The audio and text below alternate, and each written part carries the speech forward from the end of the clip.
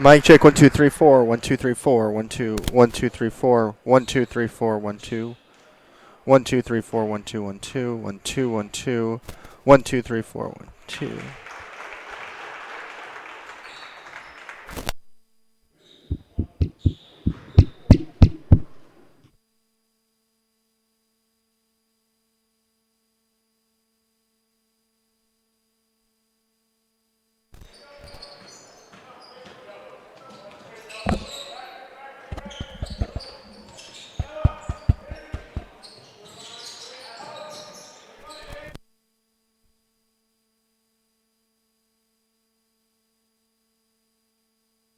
Value Visor helps people and businesses discover, improve, and get the value from their businesses. With multi-certified valuation and mergers and acquisition advisors, they understand the complexities of valuations and negotiating in the mergers and acquisitions marketplace. For more information, you can contact Jameson Rounds, managing partner of Value Visor.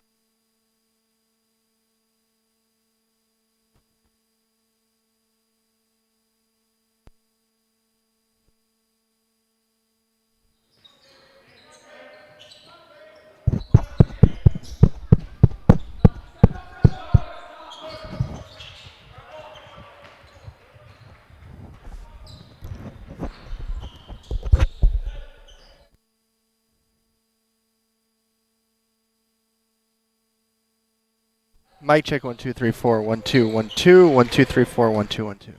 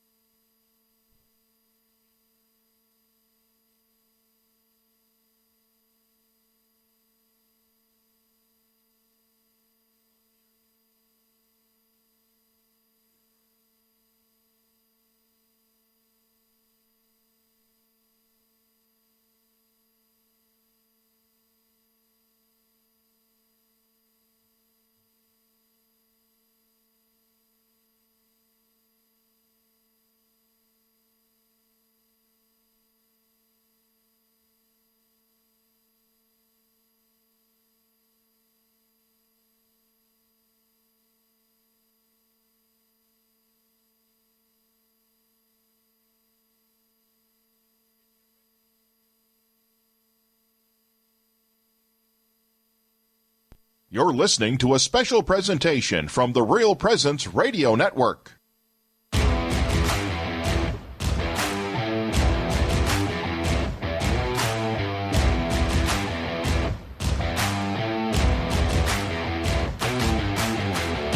On Real Presence Radio, welcome to the Knights Game Day Show, sponsored by First Premier Bank, Premier Bank Card.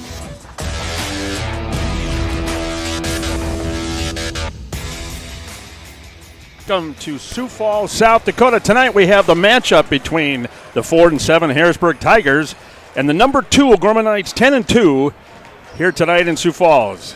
Both teams finished in top 3 of the AA state tournament last year in March.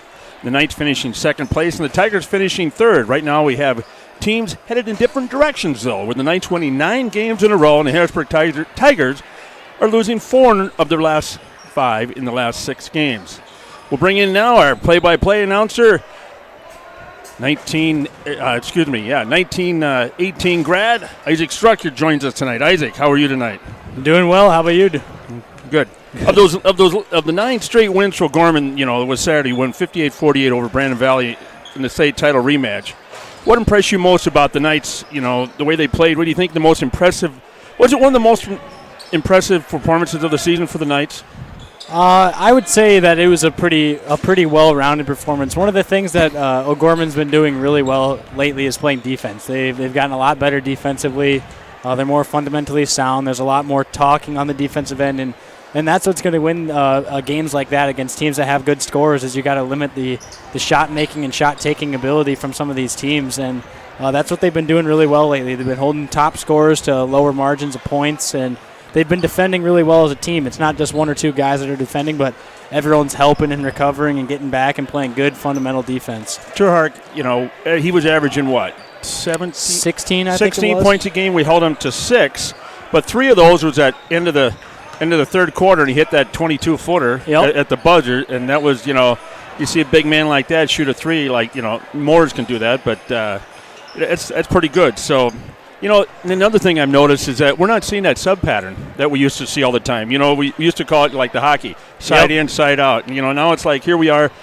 We only have about 9 games left in the season. You think Coach Roby is starting to figure out his tempo, his style, the players that he wants on the court and togetherness there? I think so, and usually it's around this time of the season where kind of teams start to figure out their rotations, start really knowing their role on the team, and it makes it easier to put guys out on the floor when you know exactly how they know they benefit the team, and you can start figuring out in more and more practices go by what kids play well together, what strategies do they need to imply? Do they need to have a big group of guys, a couple like 3 post guys in at the same time against a certain team? What are those guys that they would go to then, or do they need to be guard heavy for a couple possessions?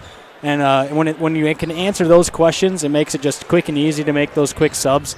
The game starts to go a lot more smoothly, and there's a lot less settling in that has to be done. Guys kind of know exactly what they're in there for, and they can kind of find their little niche in there, and it makes things work really well. Good team basketball is coming together in this point of the season. The last time these two teams met was February last year down in Harrisburg. O'Gorman won 57-52. The Knights got 18 points and 10 rebounds by Okoye, and Jack Cartwright had 15 points and 6 rebounds.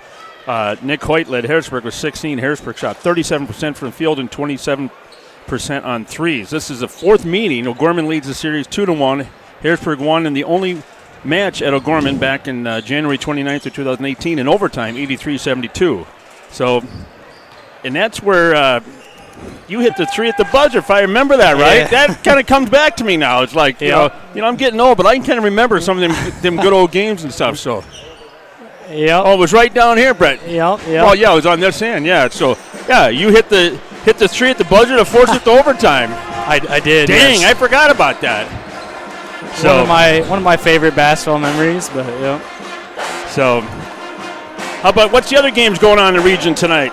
So for some other AA boys action today, we've got number 1 Yankton's at Aberdeen Central. That one looks like it's going to be a good one.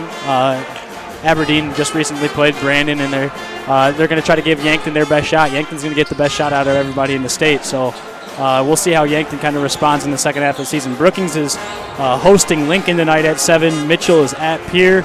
I was taking a look at Mitchell's schedule for the remaining part of the year. They've got a couple wins on the board, so Mitchell might make some noise later on this season. Roosevelt is at Watertown, and then in some AA girls action, OG is at Brandon Valley tonight. We'll try to bring as many live updates to that game as we can. Pier is at Mitchell. Brookings is at Lincoln. Watertown at Roosevelt. And Rapid City Stevens is out at Douglas tonight. And then earlier in action today, the JV team here beat Harrisburg by 5. The freshman A team won 73-38.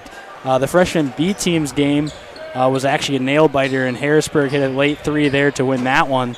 And then the sophomore game was won pretty handily by OG. How'd your team do yesterday?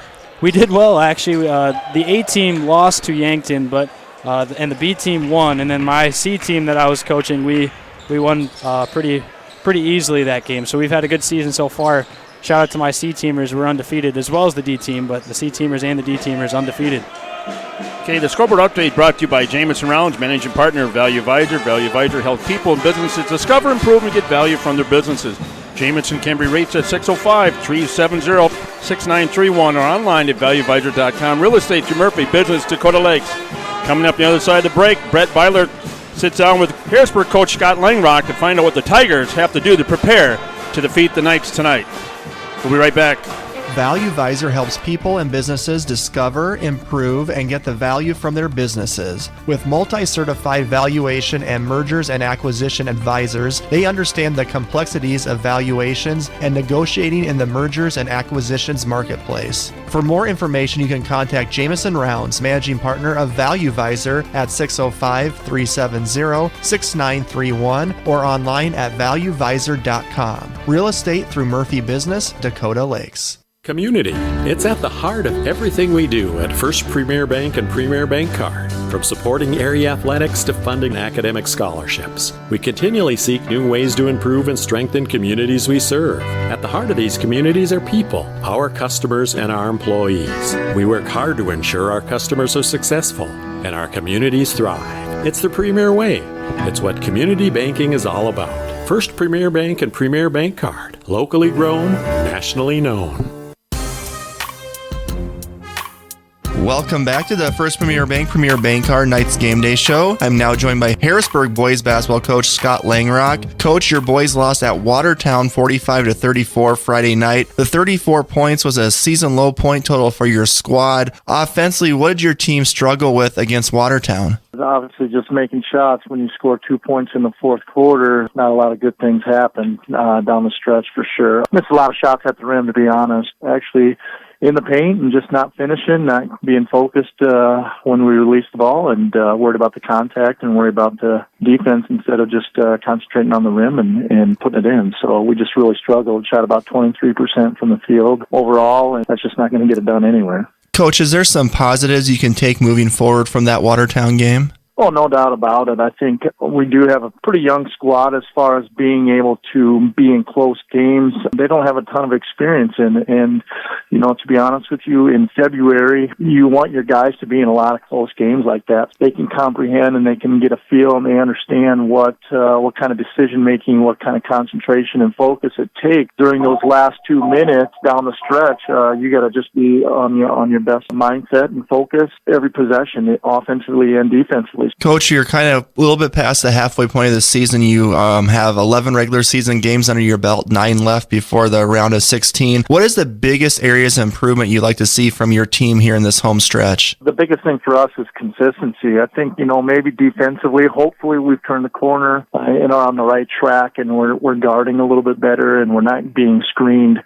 as much as we were in January. That was a big thing for us, just running into screens and dying on the screens, not getting through those things or communicating or whatnot. I think defensively we're in a pretty good spot as far as making the progress in the right direction. Now, the consistency offensively has just been a deal for us all season. We feel like we're getting some good looks in the paint. We feel like we're getting some open looks on the perimeter. We just got to start making shots, and that's the consistency, the confidence, getting ready, doing the work before you catch the ball so your feet are ready. As you know, AA basketball, you don't get much time, so you better be ready to catch and shoot if you're on the perimeter. You better have some confidence to do that. And right now, we're just lacking that consistency. Let's move forward to tonight's game, Coach. You play Sioux Falls O'Gorman in O'Gorman. Knights 10-2 in the season, winners of 9 in a row. In your opinion, what makes the Knights such a tough opponent for your team tonight? they're just so darn versatile. They can do a lot of things, and a lot of guys can make plays, man. I mean, they got the names, the Cartwright and the McCoys, but they also have, the Hardy kid is shooting it with a lot of confidence right now, and Hayden is just an athletic 4 or 5 man that just gets things done. Obviously, Norton has got experience doing all kinds of things. They're terrific skill players, and number 2, probably even more important in February, if you ask Coach Roby, it would be that they're competitors. They compete, and they want to win every possession. That's what you really see in February is teams that have a bunch of competitors tend to rise to the top and get things done and win a lot of games when it matters. That's what makes us nervous about O'Gorman. They just got a bunch of skilled competitors, so that's a pretty good combination. Fine. And that was Coach Scott Langruck of the Harrisburg Tigers in the 12th season. Don't go away. Brett Byler will be back with Coach Derek Roby next as the Knights Game Day Show continues on Real Presence Radio Network. Pregnant, one word, many emotions. Sioux Falls Catholic Family Services is ready to support you by providing free and confidential counseling to birth parents regardless of faith or ethnic origin. For more information, to speak with a pregnancy counselor, or to schedule an appointment, call Catholic Family Services at 605-988-3775 or email cfs@sfcatholic.org. This is Mark Konzemius. In 1987, Bishop Paul Dudley and a group of business leaders started the Catholic Community Foundation for Eastern South Dakota to help raise, manage, and distribute God's gifts as determined by donors' intent. We continue to grow their vision and legacy of faith. Many choose the Catholic Community Foundation for their charitable giving because of our commitment to Catholic moral and social values. Learn more about the Catholic Community Foundation. Visit ccfesd.org.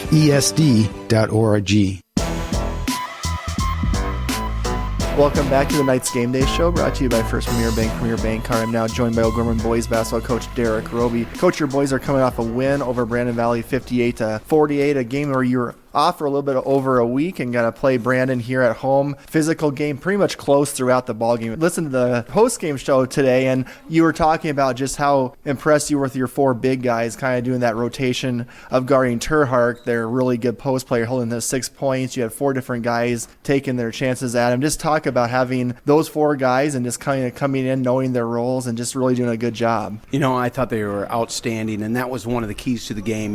I thought our 4 guys rotating them in really wore on Gavin a little bit. Our philosophy going into the game was to kind of get out and run, go block to block, and really make him chase us a little bit. And I thought our bigs just really wore him down. Another key you always mention to us is that first 3 minutes of that third quarter, actually. And Cole Hardy comes into the third quarter, I think made a 3, made another basket. And he just had a 5-point spurt there. A terrific game for him, 16 total points. What did you like the most about what you saw from Cole on Saturday? Well, Cole certainly is capable of doing that. He does that for us every single day in practice. What I liked about that third quarter stretch, and we just got the momentum because, Cole hits that shot right at the top of the key, and then we find him in transition. And I told our guys at practice this week, I said, we're playing better when we're running, when we're pushing the basketball. We're able to find some guys. Now, with that being said, we're probably going to turn over the basketball a little bit more because we're trying to push, create tempo, and we have to do that tonight against a really well-coached Harrisburg team.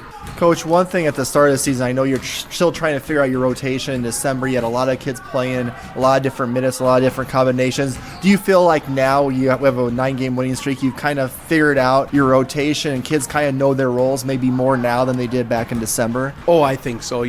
Back in December we were subbing 5 at a crack just to try to figure it out a little bit. And I think kids are starting to feel more comfortable with what their role is. And, we're getting some great sparks and some great minutes from guys coming off the bench. And keep in mind, when you're starting for the O'Gorman Knights basketball team, it doesn't necessarily mean you're the best 5 guys. And we always tell our guys that.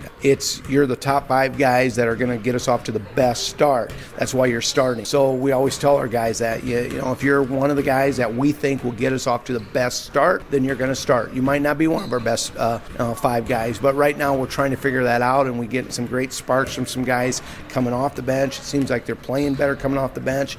Coach, now tonight we play Harrisburg. They're 4-7 on the year, maybe a little bit down. Finished 2nd in state 2 years ago, 3rd in state last year. A team that's had some injuries. When you look at Harrisburg, is there a couple of things they do well that we need to kind of focus on and try to take away tonight? Well, I watched them against Huron, and I was extremely impressed by the way they shoot the basketball. They can all shoot it. In fact, I wrote that down on our scouting report. I said they can all shoot the basketball. They're all locked and loaded. Harrisburg is very well coached. You'll see that on both ends of the floor, but offensively they're going to dribble in the lane. They're going to kick it out to a kid that's locked and loaded, and he's going to cast away. And defensively the Tigers are going to they're going to drop their butt in defensive position. They're going to be pointing to the ball and to their defender, and their hands are out. They're athletic. Their head is on a swivel. They're talking, communicating. They're good defensively. So it's not, their record isn't because of lack of effort. They're doing everything they can. It's just they're coming up short against some really good teams. And Hi, John Fritsch, Fritsch Benefits. The people we work with have two goals. Number one, they don't want to run out of money. Number two, whatever is left, they want it to go to the people they love. Could be issues like Social Security claiming, Medicare choices, even asset allocations for your 401k, or you may want to treat your church like one of your children. If you want to talk about any financial issues, you can call me, John Fritsch, 334-8086. Investment advice offered through IMS Wealth Management, an SEC registered advisor. Community. It's at the heart of everything we do at First Premier Bank and Premier Bank Card. From supporting area athletics to funding academic scholarships, we continually seek new ways to improve and strengthen communities we serve. At the heart of these communities are people, our customers, and our employees. We work hard to ensure our customers are successful and our communities thrive. It's the Premier way. It's what community banking is all about. First Premier Bank and Premier Bank Card. Locally grown, nationally known.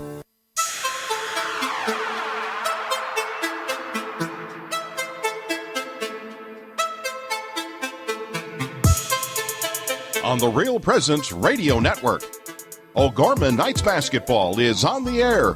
Brought to you by Catholic Family Services, Catholic Community Foundation for Eastern South Dakota, Jardine Construction, Hagen Chiropractic Clinic, Bishop O'Gorman Catholic Schools, Fritsch Benefits Registered Investment Advisor Representative, McGuire Iron, Knights of Columbus Insurance Field Agent Jeff Gillen, Pizza Ranch and Fun Zone Arcade on 41st Street, First Premier Bank Card, Sioux Equipment Company, Ide Bailey, Farrendor Family Chiropractic and Wellness, Jameson Rounds Managing Partner of Value Visor. Tip-off to tonight's game is just moments away. With all the exciting action of O'Gorman Knights Basketball, let's go to the gym. And welcome back to Sioux Falls, South Dakota. Here we are, Harrisburg Tigers versus the O'Gorman Knights. Let's get the starting lineups here for the O'Gorman Knights here first. The 6-foot senior USF committed guard Jack Cartwright, number 13, the guard Zach Norton, the guard number 20, the 6-foot senior Cole Hardy, number 3 of the forward 6'6", committed to Augustana Koya Coy, and number 23, 6'2" senior Jonah Webben starting for the Knights tonight. Isaac? Yeah, and the opponent tonight is the Harrisburg Tigers. They'll start a guard, number 1, Blaze Lubers. He's the 6'2" junior. Number 3, another guard, Connor Geddes. He's the 6'2" junior as well. Number 11, that's another guard. That'll be Sam Christensen. He's a 6'1" senior. And at forward, they'll start number 23, Kaya Kleinwalter Rink. He is the 6'4" senior. And they will also start number 33, forward, Braden Phipps. Kaya Klein-Walterink. Excuse me if I mispronounced that. I think I know that name over in T, so it must be a relative. So we're going to get the game started here. Tip-off. We're on Keeter time, of course, so we're a little bit early tonight. So here we go. The tip is won by Harrisburg. That'll be Geddes controlling the ball up top. They'll pass it around to Klein-Walterink. Klein-Walterink was a phenomenal long jumper and triple jumper for the Harrisburg Tigers this year. I did a couple track meets where I ran that event, and he was always in the top notch there. So let's see what he's all about tonight for Harrisburg. Ball still moving around the perimeter. That'll be Lubers for a 3 from the right wing. No good rebound. Cole Hardy, who will advance it up the wing with Cartwright. And like Coach Roby said, Harrisburg's not afraid to shoot. I'm not sure. They've shot a lot of balls on their stats, a lot. Hardy now has it at the top of the key. He's looking around. We'll get it over to Cartwright. McCoy with the pump fake will settle for an elbow jumper. That one a little bit too strong, though. Good rebound, Harrisburg. To put it in simple terms tonight, a rather small crowd from the home team, O'Gorman. They've got a good showing in the parents, but the student section is a little weak tonight. And Harrisburg's about the exact opposite, as that one is up and good. That's number 33, Braden Phipps. And, of course, the Lady Knights are playing out in Brandon Valley tonight, so I'm sure that's where a lot of the students are. And the sophomore game is in overtime, so girls will be starting a little bit late out there. Cartwright has it. He'll bring it over to Webben, who dribbles inside, will go up. That ball is going to be corralled by the defender, and they're going to call a jump ball. Possession will stay with the Knights. Klein Wolterink caused the jump ball there. Great defensive play by him. It'll be Webben inbounding with 17 on the shot clock. He'll pass into Norton, who thought about a three from the right wing, will now step back, doesn't have anything, tries to force a pass inside to Okoye, but he's going to be held by number 23, Cly Wolterink. Their first team foul here. Minute and a half into the game. Harrisburg Tigers are up 2-0. O'Gorman has the ball on the far end underneath the basket. Fresh 35 on the shot clock due to the foul. Knights will come out with a play right out of the gate.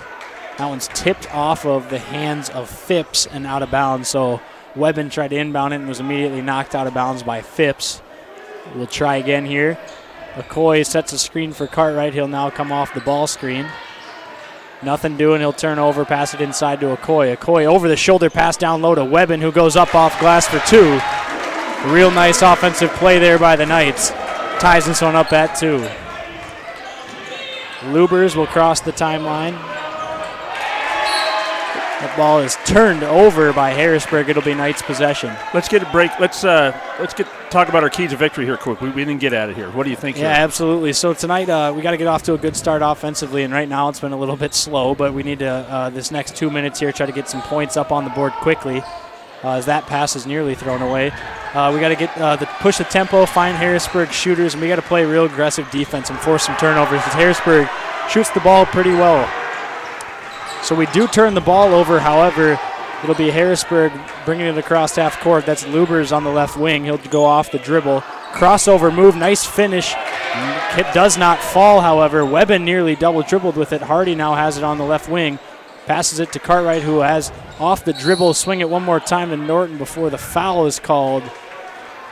It'll be underneath for the Knights. Norton knocked down the three from the right wing right after the whistle. And tonight's keys of victory for the O'Gorman Knights is brought to you by Fritch Benefit. A registered investment advisor, Representative John Fritch, can be contacted at 605-334-8086. Webben gets it into Cartwright, who now has it on the right block. Step back, fade away from Cartwright's a little bit too strong, no good. Rebound corralled by Phipps. It'll be Geddes bringing it across half court. He'll use a ball screen from Phipps. Nothing doing, we'll pull it back out up top. He'll get that over to, I believe that's Asheim down low, now down to Phipps, who goes up and knocks it home. And he's a 6'5 junior. Big physical football-looking body type out of Phipps. And I'm sure he played I can't remember the name for Harrisburg, but I'm sure he played. Checking in for Harrisburg is number 10. That's Ethan Rollinger. He's the 6'4" junior as well. So now Muirhead and Renshaw will check into the game for Knights. They'll come in for Webben and Hardy. So with 4:58, the Knights trail 4-2 to the Harrisburg Tigers. Muirhead will hand it into Okoye. Looking over his shoulder, he'll dribble down. He nearly lost it. Now he regains possession. He tries to force a pass inside to Muirhead, who barely corrals it, gets it out to Cartwright for three. And Jack Cartwright knocks down the three at the top of the key. And it's 5-4 Knights. Good heads up on Muirhead there. He had the ball underneath. He could have maybe got it, but he threw it out for a good perimeter shot. Passes inside now to Phipps, who's muscling around Muirhead, who then swats it right back down. It'll be Renshaw in transition. Back to Muirhead. Oh, wow. Sweet! And Muirhead nearly threw that one down. Hands well above the rim, laid it in, and the Knights lead by 3. Real heads-up play there by Ben Renshaw to run the floor excellently there. Sweet. That'll be Halling. Muirhead nearly stole that half court. It was corralled by Phipps. It'll be Asheim giving it over to Halling now. In the corner, he'll fire a three, and he buries it. So Seth Halling buries the three from the corner to tie it at 7. Cartwright dribbling around on the right wing will get it inside to Okoye now. He'll go off the dribble, turn over, spin over his left shoulder. Tough shot, falls off the glass for 2. Okoye on a nice spin move, creating separation, knocks one home, and the Knights lead by 2.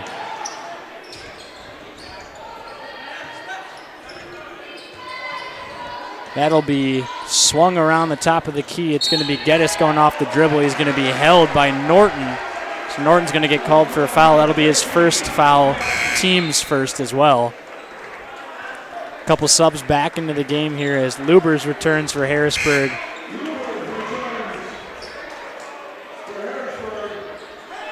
And Moffitt's in. Cade Moffitt, the 6'2 junior, is in for Norton. So it'll be Geddes passing over to Lubers in the corner, who gets it inside now. That's Halling up underneath, and he turns around off glass, doesn't get it to fall. It'll go to Moffitt. Moffitt off the dribble will spin over. Tough fading shot falls by Moffitt. A little bit of an awkward foot placement as he nearly lost his footing, was falling backwards and ended up knocking it home. That'll be Rollinger on the pass over to Ascheim from the top of the key, and he buries a 3 over Moffitt. So 11-10 here, Knights lead, and Harrisburg's knocked down 2 threes in their last 3 possessions. Cartwright will swing it around to Renshaw, back down now to Moffitt in the corner. He'll use a Muirhead screen, get it to Muirhead, who tries to get it across to Okoye before it's stolen away by Geddes, who will come in transition now. He'll go one-on-one, and he'll get it to finish off glass. Real nice move by Connor Geddes. Gives Harrisburg the 1-point lead. Look at that tempo from Harrisburg. They're not holding it. They're going for it. The Harrisburg student section is getting into it right now, causing a little bit of mayhem. Okoye has it now at the top of the key. Cartwright will now take a 3 from the Okoye pass. No good. The rebound was from Halling, who passes it to Geddes, who will now go with Renshaw. Nice hesitation dribble there by Geddes. He'll go off glass for 2, and he knocks down another one. So Connor Geddes with back-to-back buckets for Harrisburg, and they lead by 3. Moffitt will swing it over to Cartwright. He's at the top of the key. A little bit of a zone for Harrisburg right now as Cartwright with a real tough take. Nearly put back by Muirhead, but that one sailed a little bit too wide, out of control for his hands there, as that's going to be a 3 from Halling. Well too strong. Rebound Cartwright. Cartwright will pass it over to Moffitt, who will now take a 3 from the right wing. That one a little bit too short, no good. Rebound Harrisburg. That'll be Geddes bringing it across half court now. I do not believe Geddes has taken a break yet. No. He leads with 4 points for the Tigers. Geddes the only player on Harrisburg yet to rest, and he's doing a lot of work later on in the first quarter. Rollinger will now get it over to Halling. Halling will come off of a screen from Geddes, pass over to Ascheim up top, now over to Lubers. Lubers with Cartwright in defense will spin to his left. A nice tough fading shot around the rim, no good. Rebound by Okoye. Cartwright will push to Moffitt, who will go up off glass for 2. He's fouled and it goes. Moffitt with the and 1. A nice hanging in the air acrobatic finish by Moffitt results in an and 1 opportunity as he'll step up to the line. And that foul's on Halling, his first 14th foul. We're under a minute here in the first period. 14-13, Harrisburg Tigers up top. Sam Christensen returns for Harrisburg, as well as... And Norton and Hardy and McCusker are in now with Muirhead and Moffitt for the Knights. As well as freshly checking into the game is Nick Schutte. He is the 6'4" junior. So Harrisburg comes in with a lot of size tonight. Swinging it around up top, that'll be Christensen. Now over to Ascheim. Ascheim gets it down now to Rollinger, who gets it inside. That was intended for Schutte, who was posting up Muirhead. There's going to be 11 seconds left on the shot clock here. 19 in the first quarter. Knights trail by 1. Harrisburg will inbound from underneath. They'll get it inside to Schutte, who will hand off to Geddes. His 3 from the corner is good. So Schutte received the inbound, used his body to block off the defender with his backside, extended the arms to hand it off to Geddes, who knocked it home. 5 seconds on the clock. Moffitt will go off dribble behind the back, has nothing. Norton will have to fire a three from real deep. It is off the mark, no good. So after the end of one, the Harrisburg Tigers lead 17-13 here at O'Gorman High School. Stay tuned for more. You're listening to Real Presence Radio Network. Eide Bailey, a public accounting firm, provides tax, accounting, assurance, and business advisory services to clients across the nation. With offices in Sioux Falls and 40-plus locations in 15 states, Eide Bailey is the workplace for 2,500 professionals. The firm has been serving clients for over 100 years. You can contact Eide Bailey online at eidebailey.com. Eide Bailey is a proud supporter of O'Gorman Knights athletics and activities and the Real Presence Radio Network. Pizza Ranch and Fun Zone Arcade on 41st Street in Sioux Falls has something for everyone. They offer a buffet featuring pizza and chicken. Pizza Ranch has daily specials as well as 5 party rooms and a dining area. You can also order online and they'll bring the experience to you. Pizza Ranch is located across from O'Gorman High School on 41st Street and can be contacted by calling 271-8646. Pizza Ranch is a strong supporter of O'Gorman Knights athletics and activities. Welcome back to O'Gorman High School, where the Knights trail by 4 to the Harrisburg Tigers, getting ready to start the second quarter. Harrisburg will have possession. I gave a three-pointer earlier in the game to Halling, but it was actually Christensen who knocked down that three, so Christensen's got 3 on the night. Want to make that correction early as possible. And they're going to say that Phipps traveled underneath. He slid that foot on the attempted pass to the corner. Well, so the Knights force a turnover. Look at Cartwright and Okoye right there on him. I mean, he got a little flustered there. So Cartwright will wave Hardy away as he dribbles to the right side now to Webben. The high-low pass was there for a second. However, they could not get it inside to Okoye. So now he'll have it up at the top of the key. We'll pass over to Norton. He'll dribble inside off the 2 defenders. His shot a little bit short, no good. Rebound Harrisburg. That'll be Geddes. He leads all scorers right now, bringing it across for Harrisburg. He'll go up off glass for 2. A little bit too strong, no good. Rebound Lubers, who goes up around and in. Blaze Lubers is on the board for Harrisburg and gives them their largest lead of the night. Starting 5 in. Norton, Cartwright, Okoye, Webben, and Harrisburg playing some good defense. Hardy will come off the dribble. Has nothing doing. He'll get it inside to Okoye, who will now turn over. Fire to Cartwright. He'll have to go off the dribble baseline. Tough pass is going to be knocked around. It bounces off of Cartwright's chest while he was standing out of bounds. It'll be another turnover and another great defensive possession for Harrisburg, really getting their crowd into it here early. They knock a 3 here. This place is going to erupt on the far end. Geddes will pass over to Christensen. They get it inside to Phipps. Phipps will go hard off glass, around and out. That shot nearly fell. However, just was off the mark. Norton will now have it on the right wing. He'll be trapped. Get it over to Okoye. That one is stolen away. It'll be Lubers in transition, who has a pass to Ashime, whose shot sails off the mark, no good, but he's going to be fouled by Webben. Now they're going to go to Okoye. They will give it to Okoye. My Jonah, but there. Okoye came on the backside there and got him. So Ashime will head to the line for 2. Dribbles it with his right hand, spins it up and good. Ashime knocks down his first of 2 free throws. Crowd starting to settle in for O'Gorman now. Keeter time had a couple folks arriving late. Late but on time. Cartwright rebounds the free throw attempt, and it'll be a 7-point lead for Harrisburg as Cartwright brings it across half court. He'll hand it off to Norton, who will use an Okoye screen. Pick up his dribble and pass it over to Cartwright, who gets a nice pass to Okoye. Another nice pass inside to Webben. His shot is a little bit short, no good. Norton, however, steals the pass in transition, and the Knights will have it. They'll slow things down until Hardy fires a 3, a little bit short, no good. Rebound by Phipps. Fast-paced second quarter so far, as that'll be a 3 from the top of the key, and Geddes has the hot hand, a timeout. It's going to be a full timeout from Coach Roby and the Knights. So just like that, Harrisburg leads 23-10. Geddes with 10 points on the night after knocking down the 3. Here with 5:41 to go in the second quarter, Harrisburg leads by 10. You're listening to Real Presence Radio Network. For 32 years, the Catholic Community Foundation for Eastern South Dakota has been helping donors express their gratitude to God for His many blessings by supporting ministries that they designate. Hi, this is Mark Kenzemius.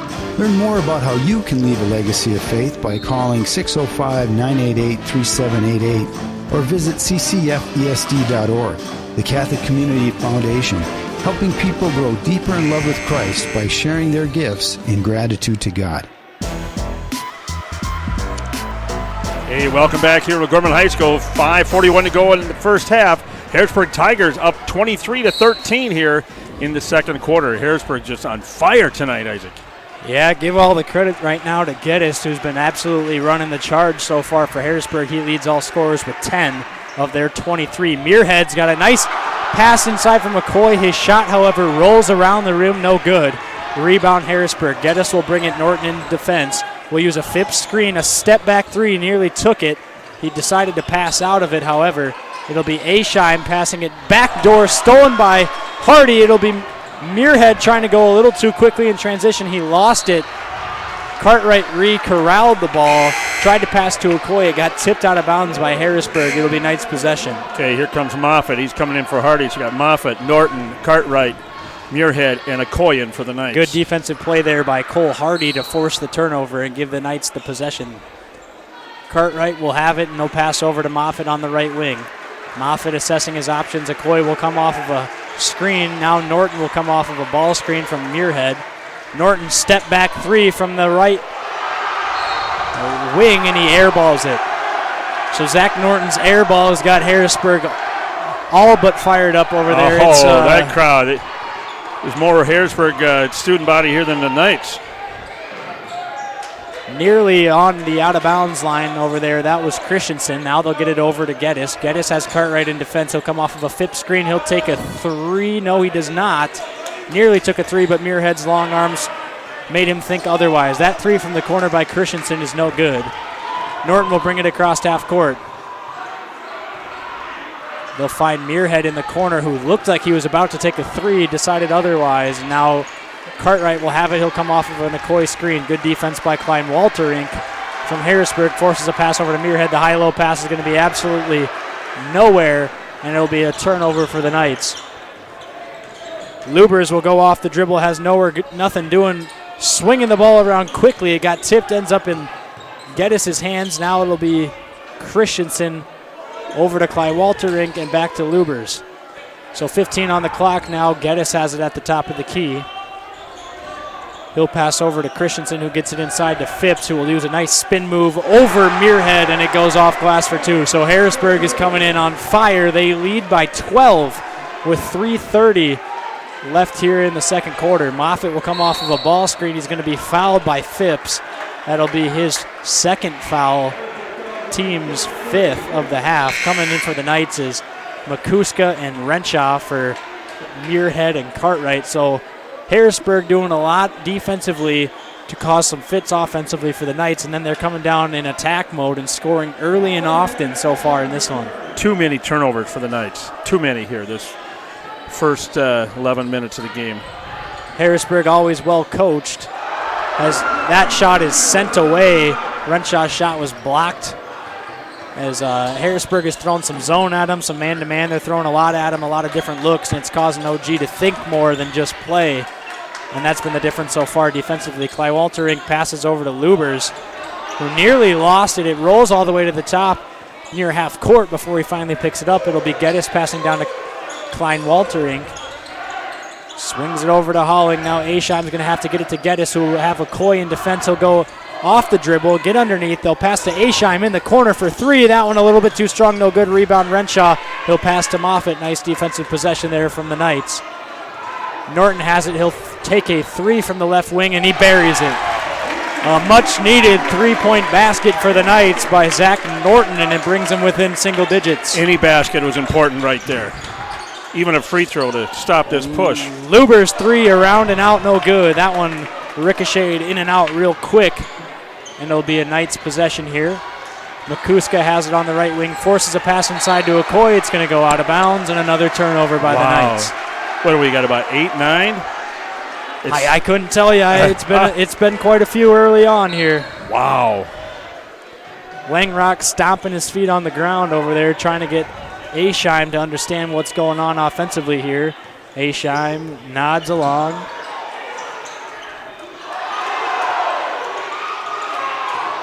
It'll be Halling up top. We'll pass over to Aisheim. He's got Renshaw on defense. He'll go off the dribble now and hand it off to Geddes, who will come around a screen. Geddes will go off dribble. He'll spin inside. He got it knocked out of his hands. They're going to call foul and say he was shooting. So that'll send Geddes to the line for 2 free throws. So Connor Geddes leading all scorers right now with 10 points. He's a 34% three-point shooter. He's knocked down 2 of his 3 three-pointers here, as well as shooting 55% from the field. First free throw, however, is off the mark, no good. That foul was on Renshaw, and Cartwright's coming in from Renshaw. So we've got Norton, Cartwright, Makuska, Okoye, and Moffitt in for the Knights. Under 2 minutes. His second free throw is around and in and good. So Geddes, the 12.9 point per game scorer for Harrisburg, has 11 here in the first half. That pass is nearly stolen away by Christensen as he knocks it out of bounds. The ref does a nice shimmy to avoid the ball. It'll be Knights possession. 28 seconds left on the shot clock, 1:48 here in the second quarter. Knights trail by 10. Cartwright will get it over to Norton. Norton has it on the right wing. Harrisburg's crowd all over him. They're going to call Klein-Walter Inc. with a hold on Okoye. And he doesn't like it. Lane Rock does not like that one. And neither does, yep. His hands are on his head, and he's pleading his case to the official about how that was not a hold. And that's his third. From Klein-Walter Inc. So the defensive stopper for Harrisburg is going to go take a seat on the bench as he picks up his 3rd foul here in the second quarter. And Rollinger's in for him. Cartwright will come off of a handoff from Okoye, get it over to Moffitt, who will go off the dribble, and he nearly slid his foot. However, he'll get it up top to Norton. Norton swings it around to Cartwright. It's a loud possession here for the Harrisburg Tigers on defense. Norton goes off the dribble, gets inside, and that shot is absolutely erased. And he fouls Norton, and he's going to go to the line for 2. So Halling sends that one off the backboard. However, he came down on top of Norton. It's going to result in a foul. Lane Rock obviously displeased over there. He's not happy.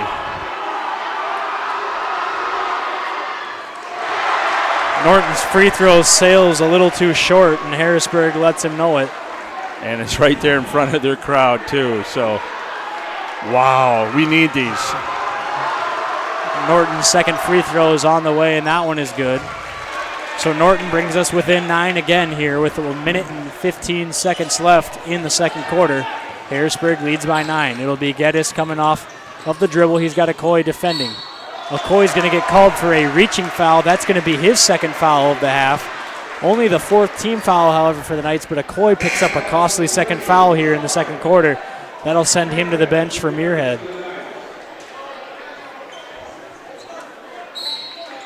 Yeah, we don't need Okoye doing something to pick up his 3rd with 1 minute to go here in the half. So Halling has it. He'll hand off to Geddes again. That resulted in a 3 earlier. This time Geddes will dribble up top. Great defense by Zach Norton as the Knights wanted a 5-second call there. They don't get it. Halling will get it to Christensen. 18 on the shot clock. Geddes has it up top. Norton all over him. He'll use a ball screen from Halling. He'll go the opposite way off the dribble. He's in trouble up top. 8 seconds on the shot clock. The ball winds up on the floor. It's going to finally end up in Halling's hand, who passes it over to Geddes, who has to fire a desperation 3. Hits the rim, rebound, Harrisburg. So Harrisburg, with a crucial offensive board, will get the final shot of the first half. Wow. Geddes had to fire a 3, fading away from about 24-ish feet. It bounced off the side of the rim right into Aisheim's hands, who then kicked it back out up top, and they've dribbled out the last couple of seconds here. 8 seconds, pass inside to Holling. He'll pass up to Christensen, whose 3 from straight away is no good. Rebound by Muirhead. Cartwright will fire a half-court heave. It's on target and a little bit too strong, no good. So after the first half is over, the Knights trail by 9 to the Harrisburg Tigers, 26-17. Stay tuned for the Knights of Columbus field agent Jeff Gillen and the halftime show after the break. Do you have daily pain and discomfort that includes headaches, neck and back pain, and arm and leg numbness? Dr. Mark Hagan with Hagan Chiropractic Clinic provides gentle adjusting, x-ray evaluation, rehabilitation, and massage therapy to treat these symptoms. Hagan Chiropractic Clinic is located on 14th and Cliff, 6 blocks north of Avera Hospital. Hi, this is Dr. Mark Hagan with Hagan Chiropractic Clinic. Don't say ouch, call me at 361-OUCH. Pregnant, one word, many emotions. Sioux Falls Catholic Family Services is ready to support you by providing free and confidential counseling to birth parents regardless of faith or ethnic origin. For more information, to speak with a pregnancy counselor, or to schedule an appointment, call Catholic Family Services at 605-988-3775 or email cfs@sfcatholic.org. Your family is depending on you to provide financial security for them. The Knights of Columbus can help you with insurance solutions such as disability income, long-term care, both term and whole life, annuities, retirement, and estate planning services. Join the Knights of Columbus today at kofc.org/join us for access to all these insurance services. Call Jeff Gillen at 605-759-7204. That's 605-759-7204.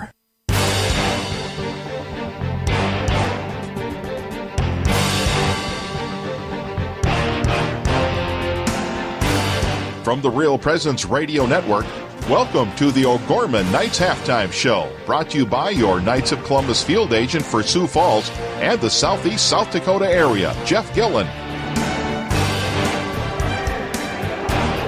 And welcome to Sioux Falls, South Dakota here at halftime. Harrisburg Tigers 26, O'Gorman Knights 17. Yes, that's right, folks. The Harrisburg Tigers are up by 9 here. Just kind of stunned everybody here. Yeah, absolutely. Knights only scored 4 points in that second quarter. It was 17-13 and a lot of turnovers, a lot of sloppy basketball at that far end. I think we got to give credit to Harrisburg. They played really well defensively, and they've actually come out with several different looks. They came out in a couple different zones. I think there was actually 2 or 3 different types of zones, varying from a 2-3 to a 1-2-2 to even a 3-2 is what it looked like for one of the possessions. But it's causing OG to try to do things a little bit slower than they would like. They have to think more than just play, and then they will switch it up to man, and then that's when OG's really got to take advantage of things, and they're doing a really good job of containing the paint down low enough to give OG fits and have to force up some shots outside. And it's been really well played defensively for Harrisburg, but then offensively, they're down in attack mode and scoring early and often in the shot clock.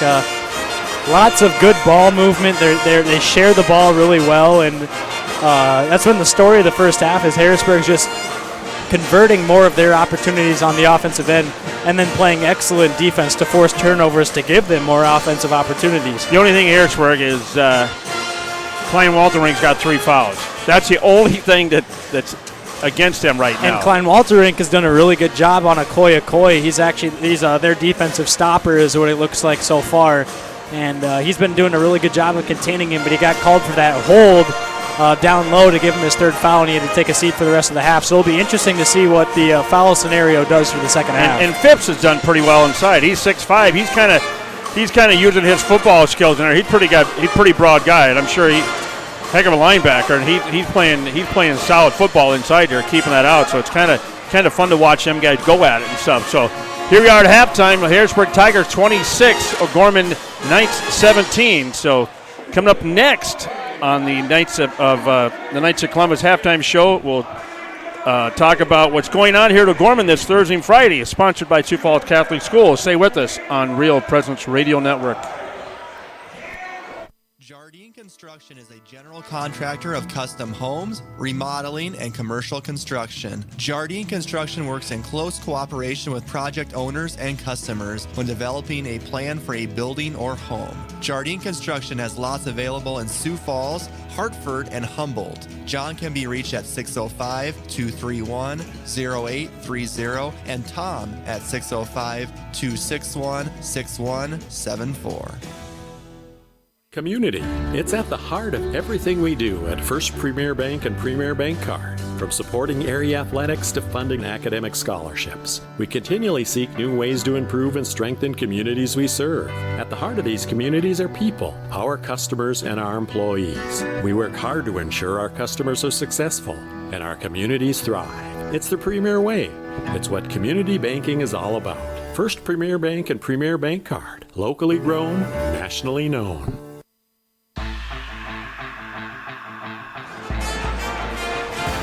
Hey, here we are. Welcome back. 26-17. The Harrisburg Tigers are on top of the Knights. Harrisburg Tigers come in the year 4-7, and the Knights are 10-2 on years. You know, kind of a, like we said, they're not playing their type of ball. So inside O'Gorman, we're going to talk about a little bit things that are going to happen here this week here at O'Gorman. Many of the South Dakota finest high school actors and actresses will gather here in Sioux Falls for the 64th Annual State High School One-Act Play Festival. I did One-Act Plays back in like 78, 79.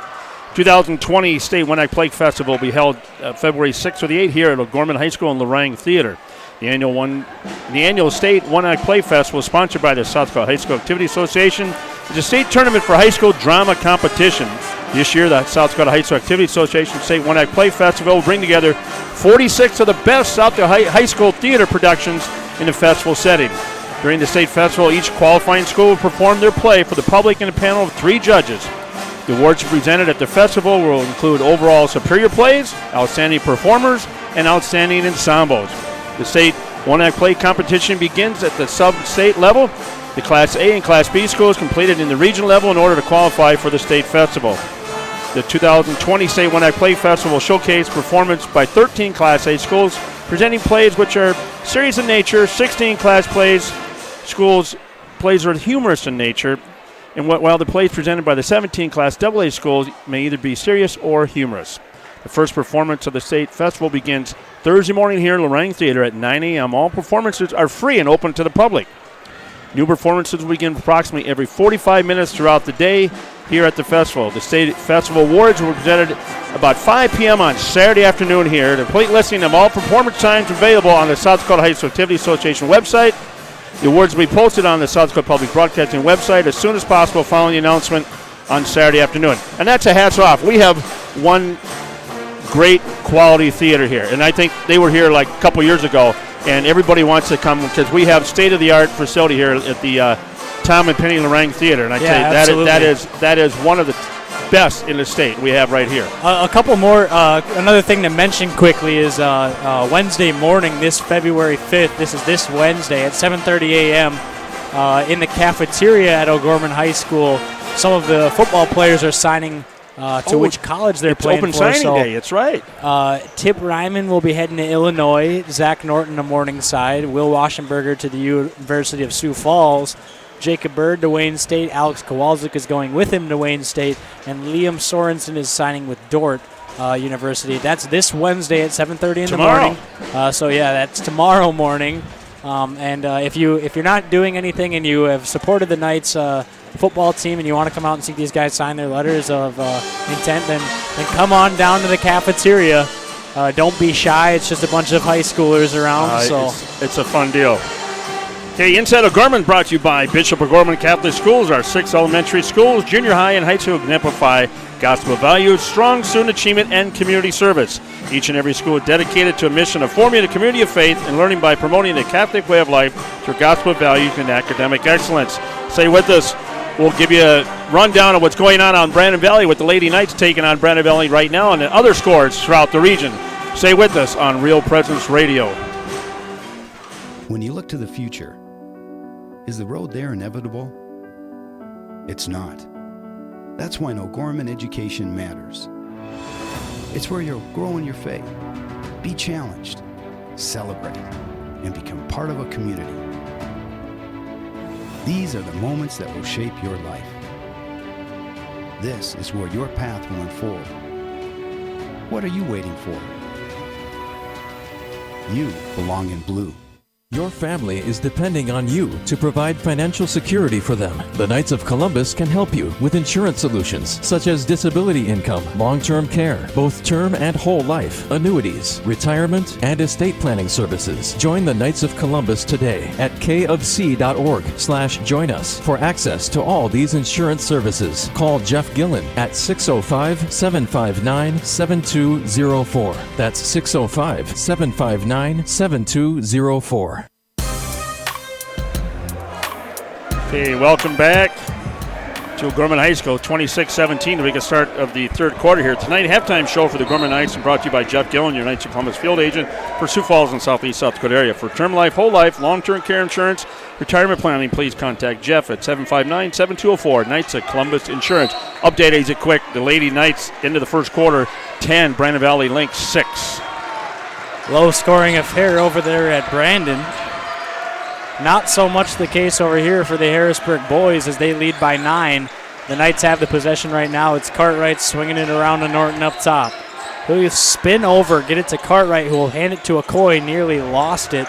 And then Norton loses it out of bounds. So a sloppy first possession for the Knights results in a turnover as they waste about 40 seconds there passing it around through each other's hands. And that was 13 on the shot clock. Now Muirhead starting the second half here for Jonah Webben. So just like we did Saturday. Muirhead a little bit more size to him than Webben vertically, not necessarily muscular or horizontally, as we would say, but that'll be Geddes off the dribble. Nice floater is going to sail a little too long. Muirhead's long arms corral the rebound. Cartwright will bring it across half court with a little bit of tempo. He'll get it over to Norton, who now slows things down as they swing it around the perimeter. Okoye posting up will get it back door to Muirhead. Nice up and under finish from Muirhead. Will go off glass for 2. A real nice move by Muirhead. Brings the Knights within 7 now. It'll be Lubers swinging it all the way across court. That's number 10, Ethan Rollinger. He's starting the second half for Clyde Walter Inc., who's out with those 3 fouls. They're playing it a little safe early on. He'll be back in as soon as we cut the lead down. Phipps is going to be absolutely rejected by Muirhead once, and he almost got it again, but he's going to get too much arm there as Lubers corralled what Muirhead sent away and went right back up with it. Muirhead, a real nice play defensively, and then got a little bit too much arm on the second shot attempt. Muirhead's first foul, first team foul of the second half. First shot is up and good from Lubers. That Harrisburg bench has had that celebration for years and years now, where the end of the bench jumps up after every free throw. A little goofy, but whatever gets the job done as he knocks down his second free throw. Norton has it. He'll try to pass inside to Muirhead, who will get it back out up top to Cartwright. Will now go set a screen for him. Cartwright comes off the dribble. Will get it over to Muirhead. He'll go off the dribble, back and down. Geddes, and then he throws it away. A little bit of miscommunication there from the Knights as Hardy was going to cut back door, then stopped in his tracks, but Muirhead had already made up his mind to pass it down to him. And another turnover here for the Knights. 6 minutes on the clock here in the third quarter. Harrisburg leads by 9. Harrisburg is actually only 4-7 on the season, but they're 3-2 on the road. They've got most of their wins on the road, so a pretty good road team, and it's showing so far tonight as Phipps rolls around on the ground on a loose ball. They're going to call a travel. It'll be a Knights possession. I spy Matt Cartwright in the house tonight for the Knights. Reigning Gatorade Player of the Year, on to watch his brother. He's hurt, by the way, isn't he? He is hurt. Yes. I believe he's out for the season, if I read that right. I believe he is redshirting this season. He got the medical red shirt as Okoye is going to go up off glass from a beautiful high-low pass by Muirhead to Okoye. So we will see Matt Cartwright back on the floor in the Augustino basketball uniform. Unfortunately, it will not be for this season. Lubers has it. He'll pass over. That's to Christensen, who goes off dribble and gets it right back to Geddes now. Geddes had the hot hand in the first half. Lubers will take it inside. Muirhead nearly drew the charge. No call, however, and it'll be Knights possession. Norton will bring it across half court. A lot of tempo. Rebound after the shot attempt from Norton by Okoye. His shot sails a little bit too strong, no good. So 2 shots right around the rim don't go, and then a really crafty finish by Geddes. Not sure how he got that off. And a timeout by Roby as he's visibly displeased with the reffing. And we're going to have a full timeout here. So 30-21 with 4:56 to go in the third. We'll be back. Stay with us. Premier Bank and Premier Bank Card. From supporting area athletics to funding academic scholarships, we continually seek new ways to improve and strengthen communities we serve. At the heart of these communities are people, our customers, and our employees. We work hard to ensure our customers are successful and our communities thrive. It's the Premier Way. It's what community banking is all about. First Premier Bank and Premier Bank Card. Locally grown, nationally known. Searching for more great Catholic content? Visit our website at yourcatholicradiostation.com. Find Catholic news you can trust, information about events coming up in your local area, and the latest on what's happening at the RPR network. And don't forget that you can listen to any of our stations around the clock from anywhere in the world. Need prayers for someone or something in your life? You can submit those through our online form for the entire family to pray for. Real Presence Radio, online at yourcatholicradiostation.com. And welcome back, 4:56. Tigers 30, Knights 21. You don't see Roby I haven't seen him get mad like that this year. Keppen basically ran the entire timeout as Roby was in the ear of the official for about 50 seconds of the minute timeout there. Visibly displeased about something, not quite sure what it is, as Norton is going to... It's going to be Knights possession. He should have let it go, but so that one was... There was a couple of shots taken there. Finally, Harrisburg corralled the rebound. Then Norton stripped it out of the hands of Harrisburg. They're going to reset the shot clock. It was rolling towards out of bounds. It would have been off by Norton, but Klywalterink thought it was going to be off Harrisburg. He dove for the ball, then ended up touching it before it went out of bounds. So then Klywalterink responds by sending back Okoye's floater. And now they're going to call a foul on Moffitt. They're going to give him the block. Like I was saying, though, with the timeout, as Roby was all over the official. He's absolutely furious about something. And I haven't seen him get quite like that since my senior year when we played in Watertown, and he nearly was teed up not once but twice. That was one of my more fun memories. I actually remember Roby was letting the official have it, and finally the guy blew the whistle and gave him a warning, and Roby strolls his way around the bench and nice defense by Norton. Everyone in the crowd wanted the 5-second call. Yet again, nothing called. The ball is knocked out of bounds. So as I was saying, Roby comes strolling over to the end of the bench and says, "Did I just get teed up?" And I said, "No, coach, but you might want to keep your mouth shut so you don't." And Roby gave a little laugh and a smirk, and we went on to win that game barely by 2. But that was one of the more upset times I've ever seen Roby in my entire life. And tonight was close. They're going to call Okoye with a hold on Klywalterink down low. So as I was trying to blabber about that story, Okoye picks up his 3rd foul, and as I was blabbering, as I sometimes do, there was a lot of screaming and shouting from the OG side of the crowd as they wanted a 5-second call as Norton was playing exceptional defense. They didn't quite get it. That's the second time tonight that there's been a 5-second call wanted, one for each side, and nothing. So Harrisburg will now have it with a fresh 35. Makuska is in for Okoye as the Tigers pass it around up top. It's going to be Geddes swinging it over to Aisheim. Aisheim will dribble around and get it back over to Christensen, who gets it over to Aisheim on the right wing, finally gets it inside to Phipps. Phipps turns over his shoulder, gets it to Aisheim. With 15 on the clock, they get it back inside to Phipps. Real nice defensive play there by Muirhead to kind of pull the chair on Phipps as the pass then sailed out of bounds.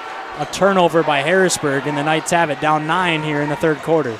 Hardy, Moffitt, Makuska, Muirhead, Cartwright in, 3:39, Knights down by 9. Muirhead takes a deep jumper as it falls It's going to be a 2, however, as his foot was on the line, but Muirhead stretching the floor. The big 6'7" junior knocks down a jumper from right on the 3-point line. Geddes will now pass it over to Klywalterink, who gets it to Aesheim. Aesheim's been trying to force the pass inside to Phipps all night. Hasn't had very many opportunities to do so. 10 seconds on the shot clock. Phipps has it at the top of the key. He'll get it to Christensen, who will have to shoot. He'll actually pass over to Klywalterink, who's going to have to let one go here as the shot clock expires, as it will expire. A really good defensive possession there by the Knights. The last 3 possessions, defense has been good for the Knights. So after... Here comes Renshaw and 44-80 Milers in now. Cartwright and Muirhead are going to take a breather. So after the Knights timeout, they've come out and executed really well on the defensive end.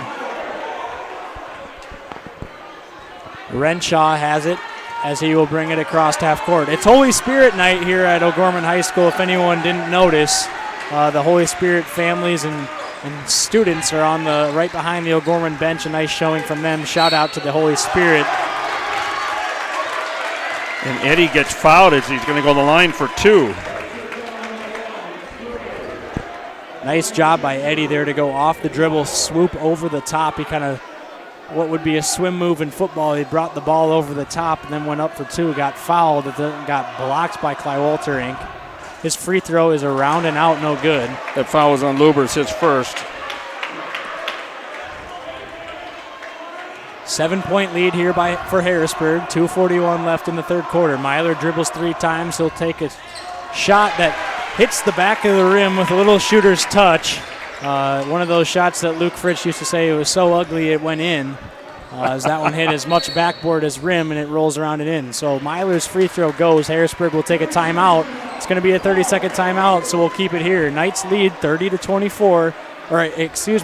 Knights trail 30-24 here as Harrisburg has come in absolutely on fire in the first half and then has had a little bit of a struggle scoring here early in the second half. So this last 5.5 minutes here, we got 2:35 to go. It's like you can see the Knights are scrambling back, fighting, and you're playing a little bit of a different defense down there on that far end. Yeah, they're trying to. They're definitely playing with a little more sense of urgency on the defensive end. I would say they're trying to get into pass lanes, force some tough turnover opportunities. They're really being more physical than they were in the first half defensively, and Harrisburg is still doing just enough to keep them a little bit in the distance right now. But the Knights have been chipping away, and now it's down to 6, the lowest it's been in the second half, and the lowest it's been since probably a couple minutes into the second quarter. Well, it was 17-13 in the first. No, but Okoye picked up his third, so he's on the bench. So that's minus for us. A tough finish there by Aesheim, doesn't go. And they call a foul. That's his 4th. Langrock with his hands over his head as Klywalterink picks up his 4th foul. So Rollinger will check in for Klywalterink as he got called for a reach around on cousin Eddie. On Eddie down low. Renshaw will bring it across half court. A fresh, no starters are actually on the floor right now for the Knights. Actually, Hardy is our only starter out there. Look at Phipps and Myler underneath. Myler will pass over to Renshaw, who will fire a 3 from the right wing as he buries it. So Renshaw buries a 3, and the Knights are within 3. 30-27, Harrisburg leads. We haven't seen Renshaw take as many three-pointers as he was early on the season, as he knocks down his first attempt tonight. And the Gorman crowd's coming to life here, folks. That'll be Geddes, who will get it inside now to Phipps, who turns over, and it's going to be knocked away by Moffitt. A great defensive play is going to give the Knights a possession here. Moffitt has it on the left wing, dribbling around up top. Hardy's going to take a deep 3 from the top of the key. That one no good. A quick 3 there by Hardy is no good, and now Aesheim has it on the right corner for Harrisburg. They'll swing it around the perimeter and get it over. Now a full court pass by Lubers, sails out of bounds. Lane Rock telling his boys to calm down as this one is starting to get a little bit out of their hands. Christensen and Holling are in now for the Tigers. So you got Renshaw, McCuska, Hardy, Moffitt, Myler in for the Knights. Down by 3, minute and 16 in the third. Myler has it up top. He'll swing it over to Renshaw, who will go off the dribble on the right wing, get it to Hardy. He'll take a 3 from the top of the key, and it's around and in. Now we're tied up. So the Knights faithful is up and on their feet as it's a tie game for the first time since early on in the first quarter, as that shot is no good and bounces off of Hardy's face out of bounds. Hardy uses his head and knocks it out of bounds. I love the way Cousin Eddie's playing underneath. Myler, he's playing good D down there. Wow. Webbin will check in for McCuska. So the Knights crowd was a little bit quiet early on, and now they've come to life here in the second half as the Knights have erased a 10-point deficit and have now tied it with 52 seconds left in the third quarter. Geddes step back elbow jumper is around and in. So a big answer from the Harrisburg junior. That's Connor Geddes. He leads all scorers with 15. Renshaw will have it up top. Defense chance ring out from the Harrisburg student section as they swing it around now to Webbin, who gets it over to Renshaw. Renshaw will use a Webbin screen and now pull it back out up top. Hardy's got it inside now to Myler, who will dribble around. Tough finish for Myler. He got hammered, no call. Renshaw now has it, 10 seconds on the shot clock. Hardy will fire a 3 from the corner. That one no good. Going to be tipped out of bounds by Harrisburg. And it'll remain Knight possession with 12.9 on the clock here in the third quarter. I thought Eddie was going for it there, but he dished it off. I mean, good for him. Okay, Muirhead coming in. He returns for Webbin. Norton's going to come in for Moffitt. Hardy, Norton, Renshaw, Myler, Muirhead for the Knights. Muirhead will inbound to Hardy. Hardy has it with 10 seconds now on the clock. Norton has it. They'll spread the floor. Norton will go off dribble. Crossover move, spinning over is Norton. A tough finish around the rim, no good. The rebound attempt was in the hands of Muirhead underneath, who then lost it out of bounds. So with 0.6 on the clock, Harrisburg will have it. A real nice spin move by Norton as his floater went off the front of the rim, then rolled around the cylinder and out. So at the end of the third quarter, the Harrisburg Tigers lead 32-30 here on Real Presence Radio Network. You're listening to Knights basketball. Stay around for more action after the break.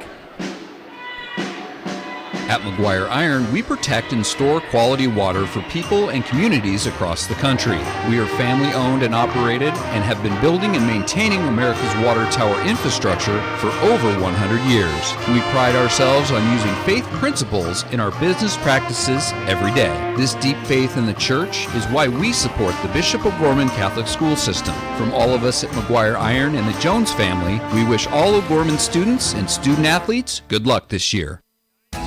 Did you know you can listen to the RPR network when you're on the go? Just search for Real Presence Radio in your app store. Listen live to any station across the network at any time, so you can stay connected to your local community from wherever you are.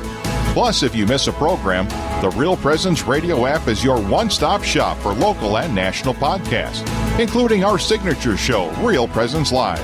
The Real Presence Radio app, with you every step of your faith journey.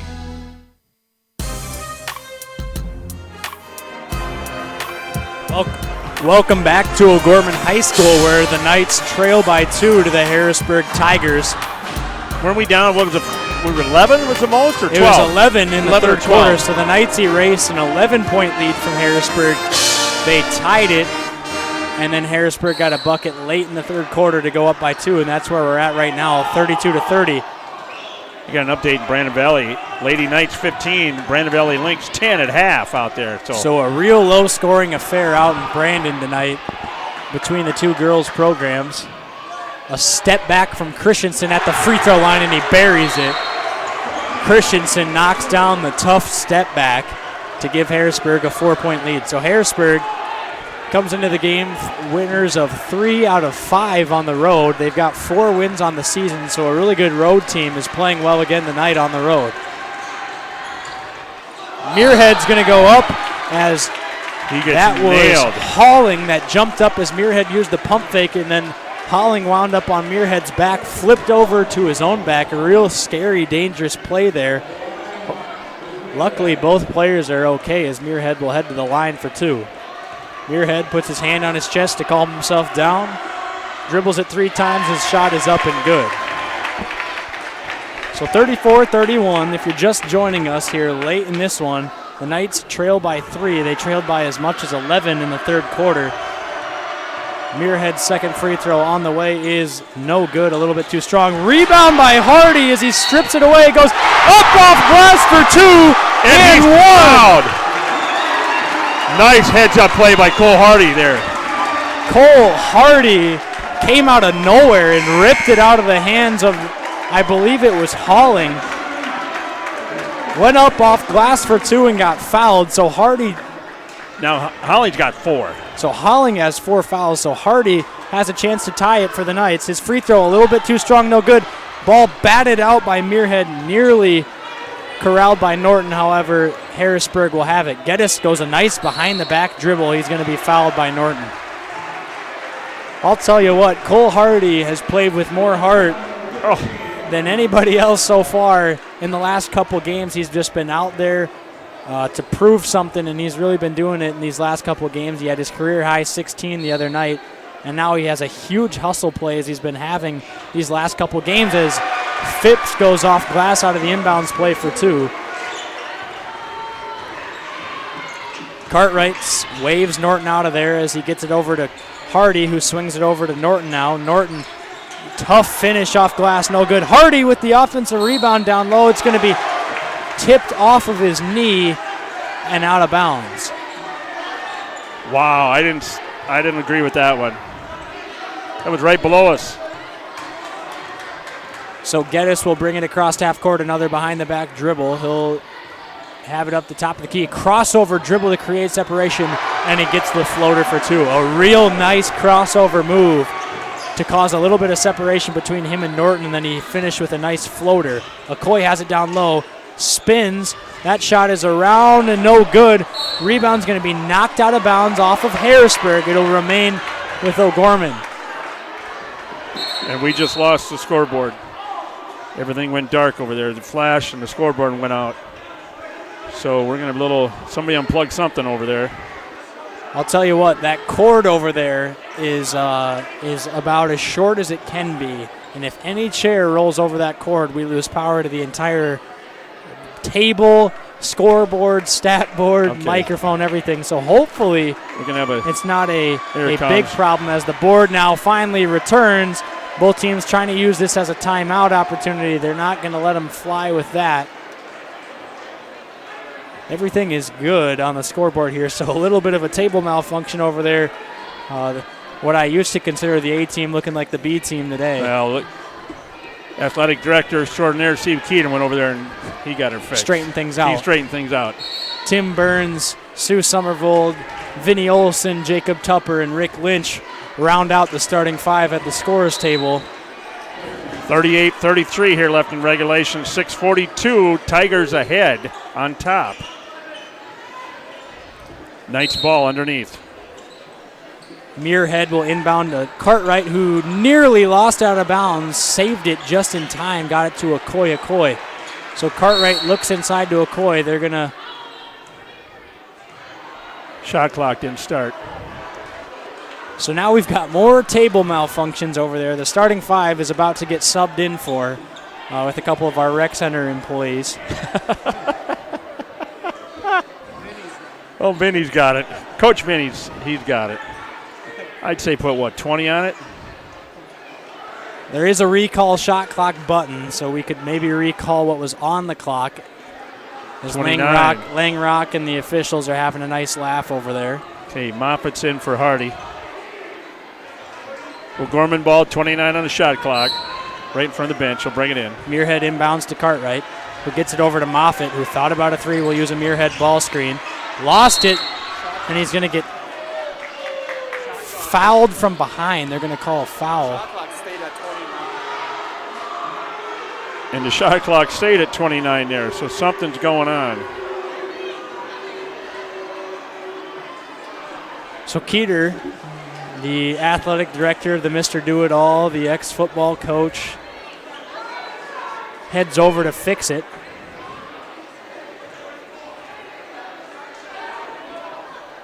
Fans are a little restless here. We'll see if this ends up affecting any of the game action. As they finally get it plugged in, they run off a little bit of the clock. It looks like it's working. 26, they only took 3 off. Roby's laughing with Jim Ricketts Jr., one of the officials tonight. So a lot of confusion right now. We'll give you a little bit of a recap while we're at it. The Harrisburg Tigers have had a better fourth quarter than a third quarter. They lead by 5. They had it at 11 in the third quarter, and the Knights came storming back to tie it before Harrisburg hit a shot right before the end of the third quarter to lead by 2, and they now lead by 5. It'll be OG basketball whenever this gets sorted out. 28. I'd put like 22 on there, 23. This is the time of the game where I people watch and search for famous celebrities in the crowd. However, Sioux Falls doesn't attract that much. Oh, come on. We got Falls Park. We got Father Barnett over there. Monsignor True, Barnett. Monsignor Barnett sitting over there. We've got Matt Cartwright's in the house. Gave me a little friendly wave over there. Father Simple's over here with the Holy Spirit kids. Now we're back to game action as Norton passes it over to Cartwright. 15 on the shot clock. It's finally working. Muirhead sets a ball screen for Cartwright. He'll pass over to Norton, fire a 3 from the left wing. A little bit short, no good. McCoy wisely decides not to go over the back for the foul. It'll be rebounded by Harrisburg. Geddes will have it. He dribbles around up top. Norton all over in defense. Geddes has 17 on the night to lead all scorers. He'll go off the dribble, off glass, around and in. Wow, nice. Geddes is having a game tonight. 19. The junior is absolutely balling out here at O'Gorman.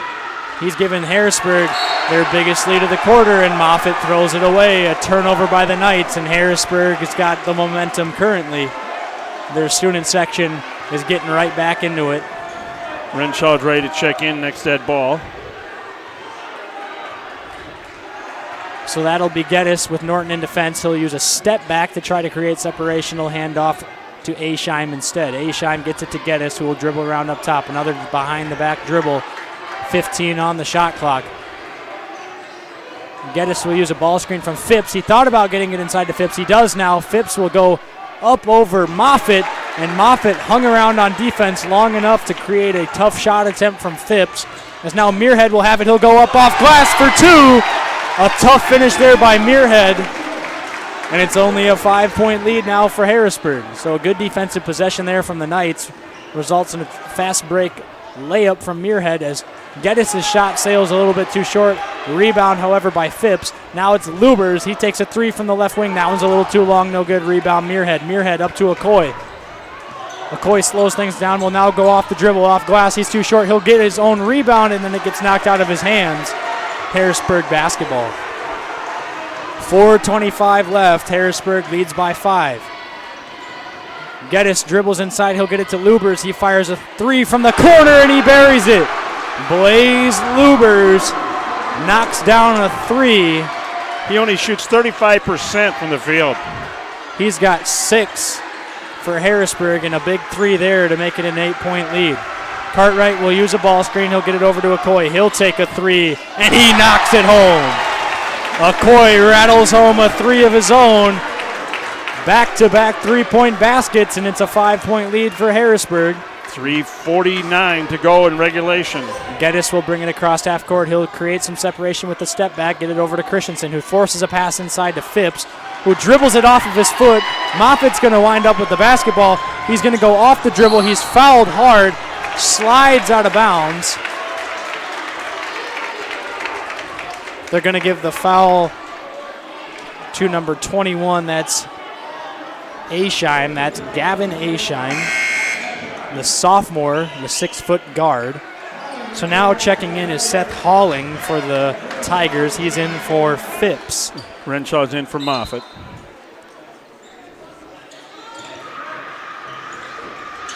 Muirhead will take a three from the wing. That one too strong. Rebound to Coy.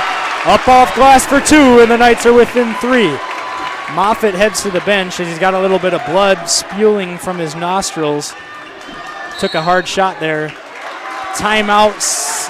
Harrisburg, and Coach Langrock, he'll take a 30-second timeout, so we'll keep it here. 43-40. Harrisburg Tigers on top. 3:17 to go. A lot of hiccups tonight. Whew. It's been a fast-paced fourth quarter, and yes, indeed, there's been a lot of, for both teams in the second half, there have been what looks like they're trying to move it a little bit too quickly, even for their own liking. Yep. And there's been a couple turnovers, a lot of bodies hitting the floor. It's been a fun game, however. Yeah. You know, we're down by 10 there when we came back and tied it up, but now all of a sudden we're down like 7 there. Harrisburg had a chance to go up by 10, and now it's back down to 3. So, okay, each team has 3 timeouts left. Each team 3 timeouts. Harrisburg sitting there with 5 team fouls this half. Harrisburg Knights with 4. So it's gonna be some fouling here and some free throws down the road here. So Harrisburg will be set to inbound the ball. It's going to be Aisheim inbounding it. He'll have it on the right side of the floor, just in front of the half-court line. He'll get it into Geddes. Geddes will dribble around up top. 20 seconds on the shot clock. He'll get it over to Lubers now, who gets it right back to Geddes. 15 on the shot clock. Geddes dribbling around up top by himself. Will fire a pass over to Christensen, who now gets it to Lubers. 10 on the clock. He'll dribble inside off of Coy. A jumper sails a little bit short, no good. Rebound, Jack Cartwright. He'll push up in transition. Muirhead. Norton tried to throw a pass to Muirhead that was a little bit too high. It bounced off of Muirhead's hand straight out of bounds. So the Knights lose an opportunity to get 2 and turn the ball over. It'll be Harrisburg basketball. Okay, update in Brandon Valley. Gorman ladies 28, Brandon Valley 16. 3 minutes to go in the third, so now they're starting to play a little bit. Geddes will hand over to Aisheim, who dribbles around up top. Lots of movement. There is a back cut by Lubers. Is going to result in a tough shot, tough finish. They're going to call Cartwright with the foul behind on the second chance rebound opportunity as Lubers went up off glass a little too strong, ran and got his own rebound and got fouled from behind by Cartwright. His first. 43-40, Harrisburg leads. They'll inbound from under their basket. They're on their own right side here as they inbound it now to Halling, who gets it to Geddes. Geddes will dribble around up top now, wasting some shot clock, trying to get a good shot. Geddes will get it over to Christensen. Christensen fires it over to Lubers, who now gets it inside to Halling. He'll turn over his right shoulder. Tough move off glass for 2, and Harrisburg leads by 5. Renshaw now has it inside to Muirhead, who turns over. He's double-teamed. Fires it over to Norton. Renshaw has it. He tries to get it inside. We'll get it up to Cartwright up top. A little bit of a zone here. It looks like Harrisburg's actually switching all of the screens right now. Okoye, tough finish over Lubers is good. That was a mismatch there. Okoye realized he had the size advantage over Lubers, went up around over his left shoulder and in. So a minute 30 left. Knights trail by 3. They need a big stop here on defense. Cartwright and Renshaw in defense here. It'll be Aisheim up top. They're trying to get it inside to Halling. All over him is Muirhead. And they're going to call Muirhead, however, with the wraparound foul on the attempted pass down low. That's his second. 16 foul for the Knights here. Awfully tough foul there with 13 on the shot clock. It's going to give Harrisburg a fresh 35. Minute 19, down by 3. So they need another good 35 seconds as they're going to call an offensive foul on the screen from Halling. Christensen got him. Nope, it'll be Halling, and it'll be his 5th foul of the game. Oh, I thought you said 11.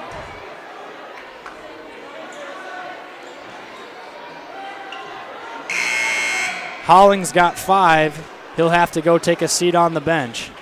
And Coach Langrock's going to take his time here to figure out who he wants. He's going to put Phipps in. So Halling gets called for the foul. It's his 5th of the game. He'll take a seat. He's awaited by his coach and teammates on the bench. Got a little bit too greedy there and set a pretty hard screen on Muirhead. It's going to be called offensive. So Knights will have it now with 1:19. They get the stop they needed. Cartwright over to Muirhead, who fires it over to Norton. Norton's going to use a ball screen from McCoy. He's going to come off it over the middle, dribble inside, tough finish off glass. That one's going to be well off the mark, no good. Had Okoye in the corner, however, tried to take it himself. A nice take, couldn't finish it. Under a minute, down by 3 here. Ludens drops Norton to the floor on a behind-the-back dribble. He's going to be fouled now and headed to the line for a 1-and-1 opportunity. Norton's third.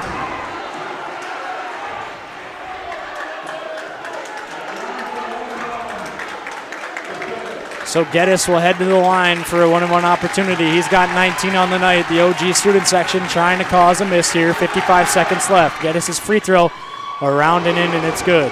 Geddes is 63% from the line.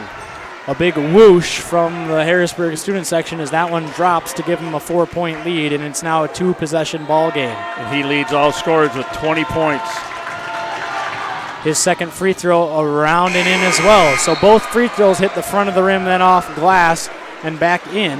Okay. So 55 seconds left. Knights trail by 5. The atmosphere here is tense, to say the least. Renshaw's out. Hardy's in. Cartwright will bring it up the across half court. He'll use a ball screen from Hardy. He'll get it back to Hardy. Swings it over to Norton. Norton over to Cartwright. Doesn't have anything. He's going to have to go off dribble. Okoye has it up top. Luber's in defense. Norton over to Okoye, who fires a 3 from the wing. A little bit short, no good. Rebound Cartwright. He'll get it over to Muirhead. Thought about an inside pass to Hardy. 33 seconds left on the clock. Norton will go off glass for 2, and it's in. 28 seconds left. Timeout, Roby and the Knights. It'll be a full timeout. So with 28.7 left here in the fourth quarter, the Knights trail by 3, 47-44. They used too much time there. So we'll be right back. 47-43, 28 seconds. Regulation.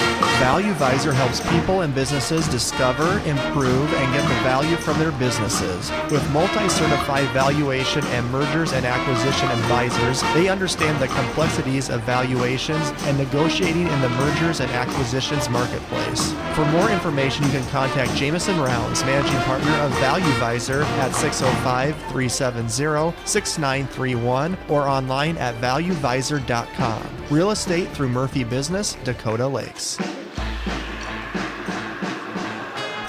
Okay, welcome back. Update out of Brandon Valley. End of 3, La Lady Knights 33, Brandon Valley Lynx 18. So it looks like they can hang on there and with the big lead there, the start of the regulation out there. Here we are, folks. 28.7 seconds left in regulation here. O'Gorman Knights 44, Harrisburg Tigers 47. And it'll be Harrisburg's ball, correct? So the yes, it will be Harrisburg ball. So the Knights, if they want to play this fouling game, the player to foul would be Phipps, who's all alone on the other side of the court. He's only a 58% free throw shooter. So Harrisburg comes out in an interesting strategy. They've got almost a square box look. That ball is inbounded to Christensen, who will now head to the line for a 1-and-1 opportunity. He's 66% from the line.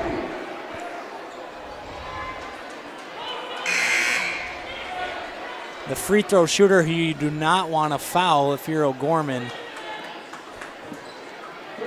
would either be Christensen or Clyde Walterink percentage-wise. He's 75. Luber's a 67. Clyde Walterink 75. That free throw is no good, so the Knights will have it here. Cartwright has it on the left wing. You do not need a 3, but they'll get one with Okoye. That one sails a little too strong, no good. Rebound bouncing around. They'll foul Phipps. So a 3-point game as Okoye's shot sails a little too strong. And Phipps is 58% from the line. So the player, if you're O'Gorman, the player you want to foul is Phipps. So this is still a small win. Had a chance to tie it up there. Once again, you don't necessarily need a 3. You can get a quick 2 and foul again, but it has to be quick. Phipps' free throw is long and it bounces in. So now a 4-point game. You almost need the quickest basket you can get or a 3-pointer here as Harrisburg leads by 4. Roby's got 2 timeouts. Phipps, his second free throw, no good. Rebound by Okoye. They'll push with Cartwright. Cartwright dribbles across. He'll get it to Moffitt, who's underneath off glass for 2. 10 seconds, and Roby will call a timeout. So that's exactly what you need to do if you're the Knights. They push the floor as fast as they can. They get a quick layup with Moffitt. It'll be a 30-second timeout, so we'll keep it right here. I'm just telling you, folks, this is flashbacks to the last time Harrisburg came into this gym. They had an opportunity to win it at the free throw line. They couldn't convert, and then the Knights made a 3-pointer at the buzzer to send it to overtime, and then Harrisburg took care of business in overtime, however. But it's looking a lot like that right now. Harrisburg's going to have to win it themselves here at the free throw line, and it'll be interesting to see if they can convert or if the Knights will get a chance to tie it or win it in the last seconds here. Yeah, it's been a lot of miscommunication, a lot of turnovers for the Knights and stuff. Everybody kind of thought this was going to be, Harrisburg 4-7, but as we know from the stats and stuff, they can shoot the ball. They haven't, percentage-wise, they haven't been falling for them all year. Here we are, get it tonight. He leads all scorers at 21 for the Tigers. Absolutely. And he's averaging what? 12 a game. Yeah. So here we are, 10.7 on the clock in the fourth quarter. O'Gorman has one more timeout. Christensen will inbound. He's been told by the referee that he can run the baseline if he needs to.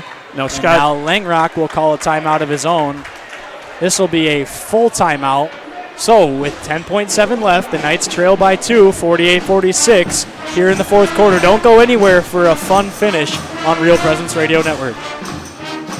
Real Presence Radio is now on Amazon devices. To listen to your station, just ask Alexa to enable the Real Presence Radio skill and use a phrase like, Alexa, tell Real Presence Radio to play Sioux Falls. Or, Alexa, ask Real Presence Radio to play FM 94.5. You can also visit the Alexa Skills Marketplace and search for Real Presence Radio to enable it. Listen to RPR anytime, anywhere, now on your Amazon devices.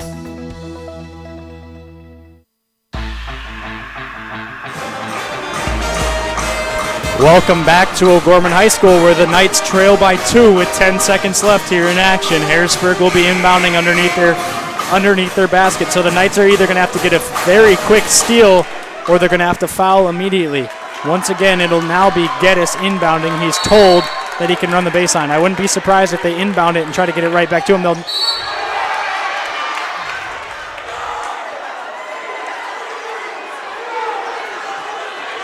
They're going to call a Coy with a hold.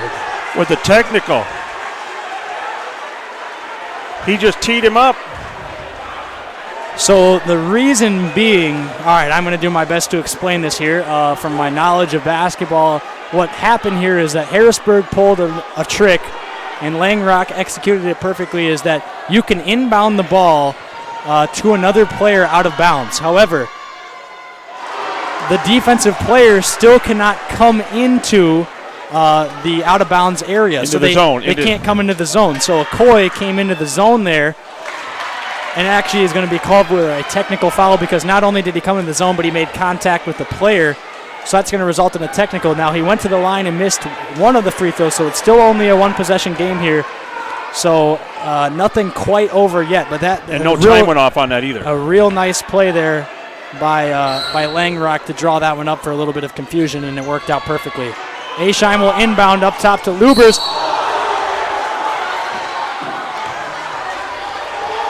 Who's going to be fouled by Hardy. So only a second ran off the clock there. So that'll send Lubers to the line. So if Lubers makes this or misses, whatever he's a 67% free throw shooter, by the way. He's got 2 of them. But no matter the situation, I would expect Harrisburg to foul to stop the Knights from shooting a 3. So if the Knights corral the rebound here or take it out of bounds, I would expect Harrisburg to play the fouling game and send the Knights to the line for a 1-and-1 to earn their points rather than allowing them to take a 3 and bring it in closer to a 1-point game if he makes it or tie it here. Renshaw's in from Muirhead, so we got the shooters in. His second free throw is good, so Cartwright will bring it across half court. They'll take a timeout with 6.7 on the clock. That's our last timeout. 50-46. Harrisburg's on top by 4. It's going to be a 30-second timeout, so we'll keep it right here. So to talk a little strategy here, it'll be interesting to see what both coaches come up with here, but I think that OG is going to have it out of bounds on the side, over by the home side. I think they're going to run a little action down low from, if I can pull anything out of Roby's book here, it's going to be either a three-pointer from the corner. They're going to try to get a post up down on the block for the quickest basket they can, and then they have to immediately foul. Now, if you foul immediately and there's about 3 seconds on the clock, whatever it may be, if you're Harrisburg, I would foul to not allow a three-pointer to either win it or send it into overtime. I would foul if it's a three-point game, because then you're sending OG to the line and you're just wasting time on the clock and making it even harder for OG to come back. So I think Cartwright's going to get a screen here from McCoy. He's going to take the three. McCoy underneath. He's going to get the rebound. There's 3 seconds left. McCoy's shot is good. They don't have to inbound it. And Hardy tried to do the smart play there of he grabbed the ball after it was in, then threw it to try to get the delay of game warning to stop the clock. However, the refs weren't biting. So Harrisburg will win this one on the road, 50-48. The Harrisburg faithful up on their feet. They are ecstatic right now as they win this game by 2 at O'Gorman High School. So the Knights drop a close one. Stay tuned for the postgame show after the break. Your family is depending on you to provide financial security for them. The Knights of Columbus can help you with insurance solutions such as disability income, long-term care, both term and whole life, annuities, retirement, and estate planning services. Join the Knights of Columbus today at kofc.org/join us for access to all these insurance services. Call Jeff Gillen at 605-759-7204. That's 605-759-7204. Real Presence Radio will be broadcasting an estimated 42 Sioux Falls O'Gorman girls and boys basketball games in the 2019-2020 season. Tune in to the RPR network on 94.5 FM Sioux Falls, online at yourcatholicradiostation.com, on our free mobile app, and on YouTube at Real Presence Radio Sioux Falls. If your business would like to sponsor our O'Gorman basketball broadcast and have your business's message heard across each of these platforms, contact me, Brett Byler, at 605-670-8333. Hi, John Fritsch, Fritsch Benefits. The people we work with have 2 goals. Number 1, they don't want to run out of money. Number 2, whatever is left, they want it to go to the people they love. Could be issues like Social Security claiming, Medicare choices, even asset allocations for your 401k, or you may want to treat your church like one of your children. If you want to talk about any financial issues, you can call me, John Fritsch, 334-8086. Investment advice offered through IMS Wealth Management, an SEC registered advisor. Do you have daily pain and discomfort that includes headaches, neck and back pain, and arm and leg numbness? Dr. Mark Hagan with Hagan Chiropractic Clinic provides gentle adjusting, x-ray evaluation, rehabilitation, and massage therapy to treat these symptoms. Hagan Chiropractic Clinic is located on 14th and Cliff, 6 blocks north of Avera Hospital. Hi, this is Dr. Mark Hagan with Hagan Chiropractic Clinic. Don't say ouch, call me at 361-OUCH.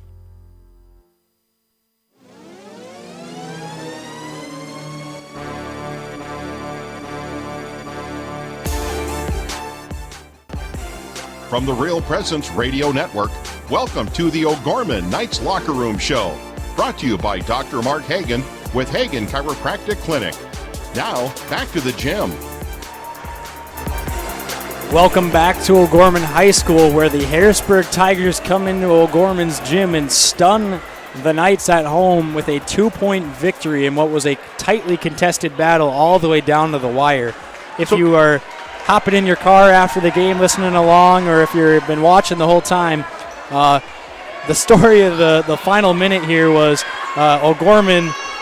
It was a 3-point game, I believe, and Langrock and the Tigers call a timeout, and they draw up a confusion play essentially to confuse the Knights, and that's exactly what happened. So they have the inbounder, and while they're counting the 5-second call, they had another player run in from inbounds back to the out-of-bounds line, so on the baseline. So there was 2 players on the baseline. They pass it to that player who came on the baseline. That is legal He didn't pass it in and then step over. He stepped into the out of bounds, which you can do. It's essentially like running the baseline. And then Okoye came across the baseline and made contact with the player from Harrisburg who possessed the ball. So that results in a technical foul. So that sent Harrisburg to the line for 2 free throws. They made 1 out of 2 and then retained possession. So on a technical foul, you shoot 2 shots and then you keep possession of the basketball. So that ultimately was a killer. It was a textbook play there by the Tigers. It was executed perfectly, and it really ended up costing the Knights. It's a tough, tricky scenario, but let me ask this, Coach. So he had the whole length. Now, I'm going back to 70s basketball, and the rules have changed since I played. Now, he had the whole length, the width of the court. When he is stationary, they can't do that. No.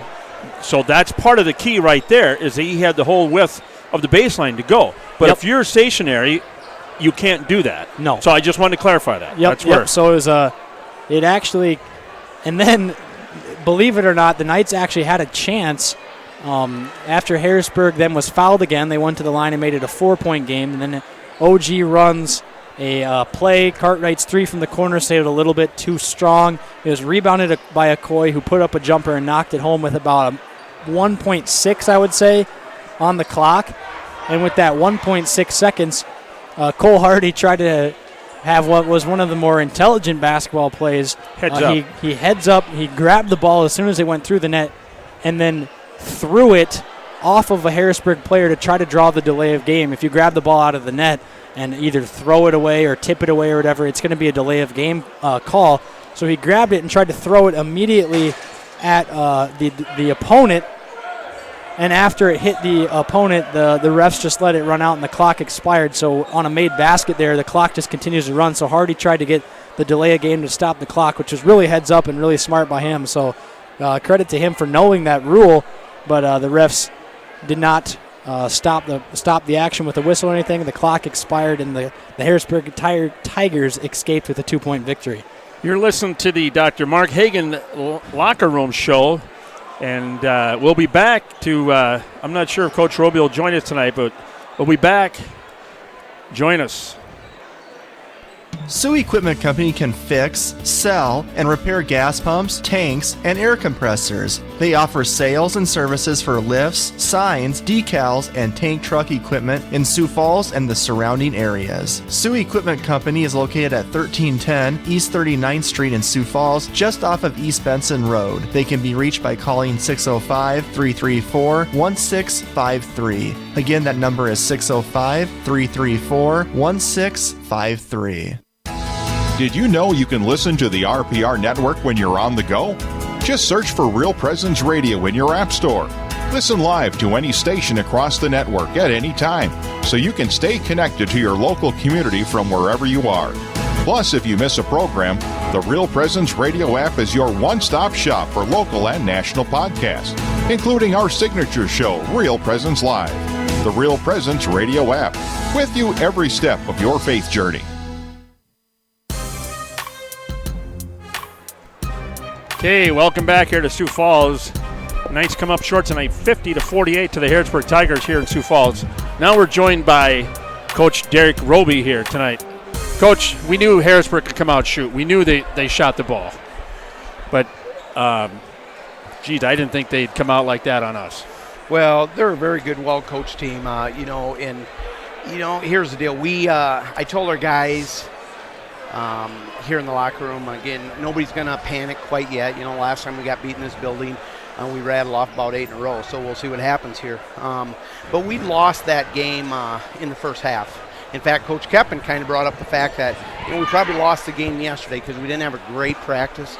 And I always tell our guys, and Isaac knows this, you win the game by what you do in practice. And we didn't have a great practice yesterday. I'm going to call it like it is. And with that being said, I'm not trying to throw anybody underneath the bus.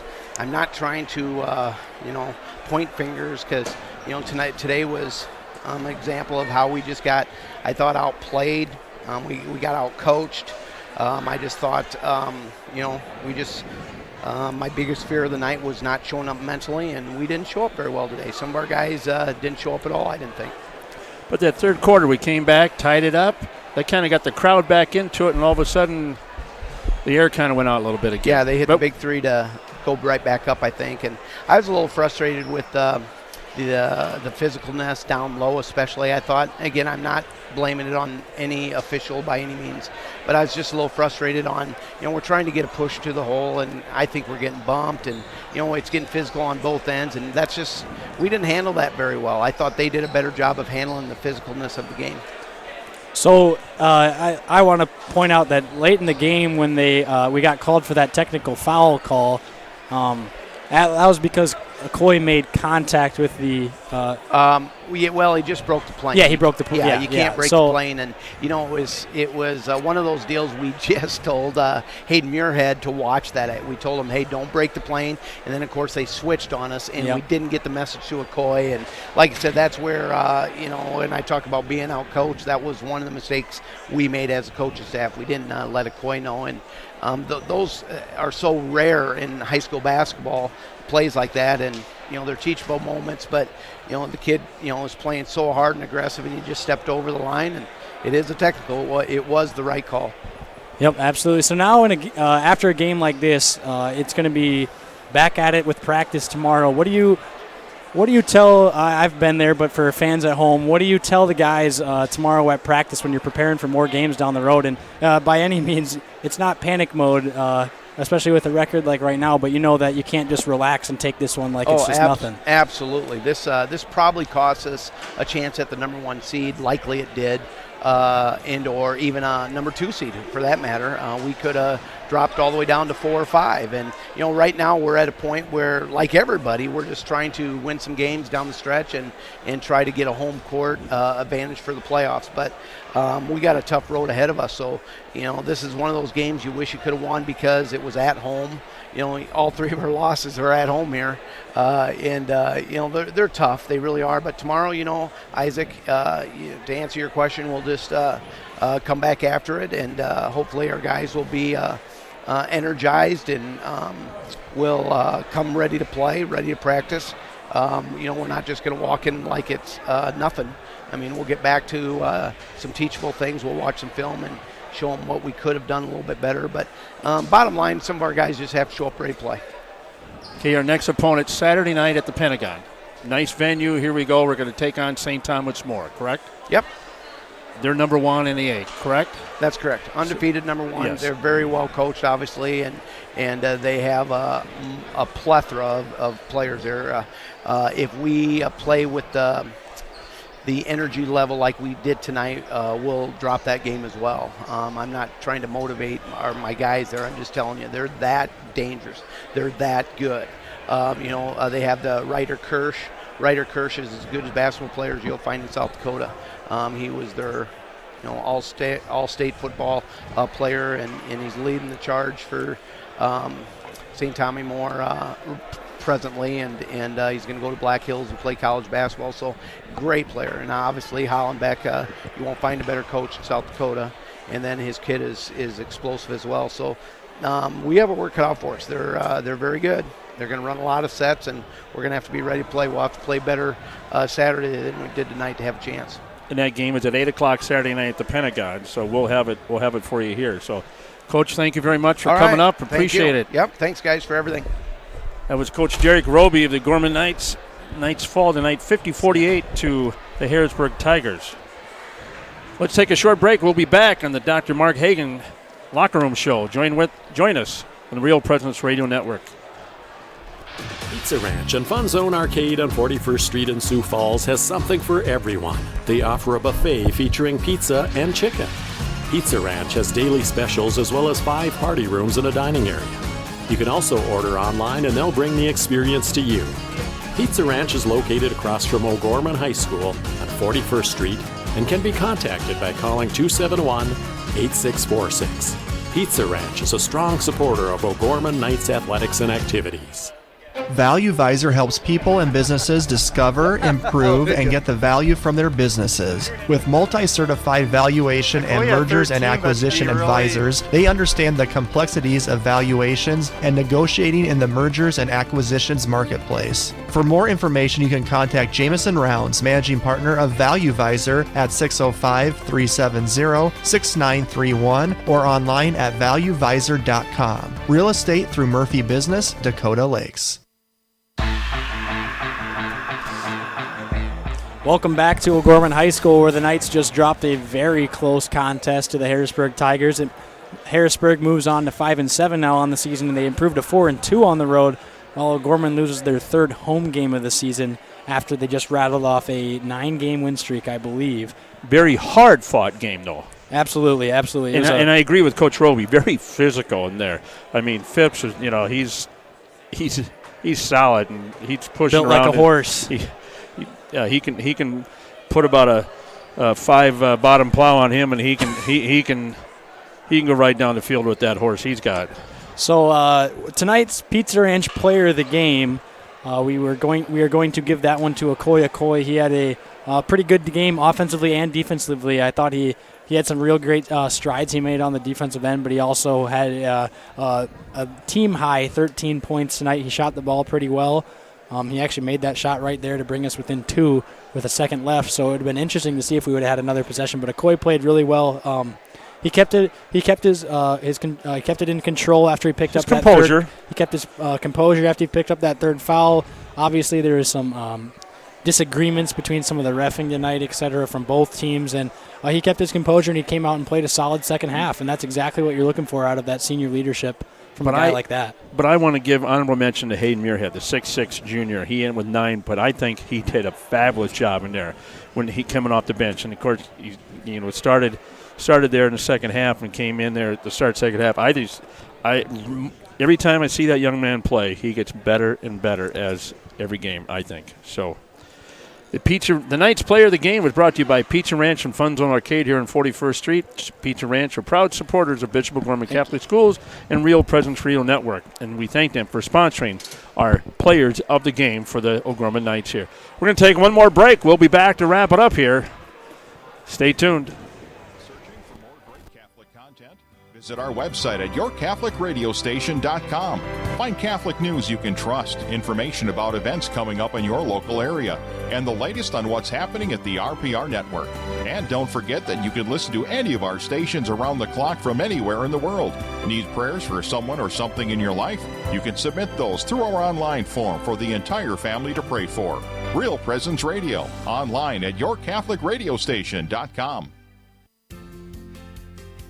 Do you have daily pain and discomfort that includes headaches, neck and back pain, and arm and leg numbness? Dr. Mark Hagan with Hagan Chiropractic Clinic provides gentle adjusting, x-ray evaluation, rehabilitation, and massage therapy to treat these symptoms. Hagan Chiropractic Clinic is located on 14th and Cliff, 6 blocks north of Avera Hospital. Hi, this is Dr. Mark Hagan with Hagan Chiropractic Clinic. Don't say ouch, call me at 361-OUCH. Community. It's at the heart of everything we do at First Premier Bank and Premier Bank Card. From supporting area athletics to funding academic scholarships, we continually seek new ways to improve and strengthen communities we serve. At the heart of these communities are people, our customers, and our employees. We work hard to ensure our customers are successful and our communities thrive. It's the Premier way. It's what community banking is all about. First Premier Bank and Premier Bank Card. Locally grown, nationally known. Real Presence Radio is now on Google Assistant devices, including Google Home, phones, tablets, and smart displays. To start this action, say something like, "Okay, Google, talk to Real Presence Radio." It will then ask what station you want to play, to which you can respond, "Play Sioux Falls," or "Play AM 970," or "Play WWEN. From there, you can use words like play, pause, and stop. Listen to RPR anytime, anywhere, now on Google Assistant devices.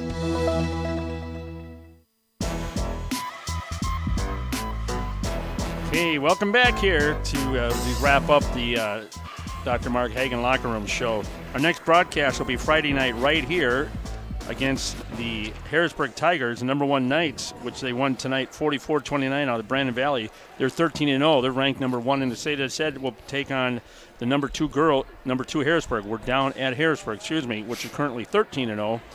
We'll start about 6:40, tip-off at 7, so we don't have Keeter time down there, so we'll probably be right on schedule there. The O'Gorman girls also will host Aberdeen Central Saturday afternoon with tip-off at 1 o'clock here. And then the next boys' game is Saturday night, as we talked with Coach Roby, is 8 o'clock at the Sanford Pentagon, and that's an all-day deal out there. They have, 12 games out there starting at 8 o'clock in the morning, so it's a busy day out there. So if you want to get your money's worth, head to I believe it's the game, the Sioux Falls, Washington game. You want to check out Sioux Falls, Washington, who's actually played a couple close games after we kind of took it to them at Washington. So Sioux Falls, Washington plays Western Christian, and then Sioux Valley and Viborg. That's going to be a really fun game. Sioux Valley just actually beat, I believe it was Huron by, I think, 20-ish points. So Sioux Valley, a really tough team in Class A. Playing Viborg Hurley, who is an explosive team in Class B. So that's going to be a really fun one. And then we have our game. So at least I would get out there by 6:30, 7 o'clock to try to catch that Sioux Valley Viborg Hurley game. If you're a basketball fan, that's one of those games that you don't get to see these Class A and B teams as much, and that's going to be real fun. And Harrisburg plays Madison at 3:30, and Lincoln's at 2. They play Moorhead, Minnesota. So great out there. And then so we'll be on that one 8 o'clock from the Pentagon Saturday night. So we'll be radio only. We won't have. We'll be down on the courts. We won't have video. So Brett, let's give a rundown of the scores tonight across the region. All right, so AA boys, this is a good one up in Aberdeen, like you mentioned earlier, Isaac. Yankton wins a close one over Aberdeen Central, 67-60. Sioux Falls Lincoln won 71-54 over Brookings. No scores to report in AA boys action for Mitchell and Pierre and Roosevelt at Watertown tonight. AA girls, O'Gorman's girls won 44-29 in a low-scoring affair against Brandon Valley out in Brandon tonight. Close one, Pierre won in the final 2 seconds with 2 free throws by Kaylee Thorpe, beating Mitchell 60-59 up in Mitchell at the Corn Palace. So close girls game up in Mitchell. The Watertown girls, I think, got their, my phone will update. Watertown was up on Roosevelt's girls by 3 with 6 seconds left, and Roosevelt had the ball, and I haven't got an updated, updated tweet here, and still no update, but it was Watertown 55-52 over at Roosevelt. Watertown's girls haven't won yet this year, so if they didn't allow a 3 by Roosevelt, they would get their first win of the season. We saw them play up here, Isaac. It's kind of weird saying that they're winless because they played us really tough. Yeah, they're a physical team, and they play really hard. So hopefully they get that first win of the season that every team is always looking for. Well, look at the Roosevelt boys. That's when it wasn't the round of 16, but they didn't win a game in the regular season. And then they went to district play. I think they lost to us. They won their second district game, and then they went for basically the play in the game in the state, and I think they lost. They lost to Harrisburg, who Harrisburg at the beginning of the season was 0-10, I think, or maybe they were 0-9, whatever it was. But both of those teams were playing, and both of those teams were sitting at the very bottom of the rankings heading into that game, and all of a sudden, boom, they had a chance to play for the state tournament appearance. So could have went to state with 2 wins. Roosevelt could have made it, with 2 wins. So that would have been really interesting. Was that the year that you guys were the one and played Harrisburg in the first round? They were about 500-ish. So we were they were about 500, and we would have ended up playing Roosevelt if they would have won that game. That would have been our 5th time or whatever playing Roosevelt because we played them. Or it would have been our fourth time. You played them 3 times, and it would have been a different venue for each game, so that would have been interesting. But so Dan, that's the scoreboard update tonight. Lady Knights win. They're 13-0, so that sets up. I don't believe Harrisburg's girls. I'll have to check on their schedule if they play before. No, they play Thursday. They play Thursday at the Pentagon. They play Yankton. So we'll have one more. It's a throwback classic there Thursday. So Harrisburg girls play at 7 or 6 o'clock out there. It's a doubleheader. Harrisburg Yankton, the throwback classic at the Pentagon Thursday night. That one will be on TV. So if you want to get a quick scouting report on Harrisburg, that'll be on Midco. Yeah. Final thoughts, Brett.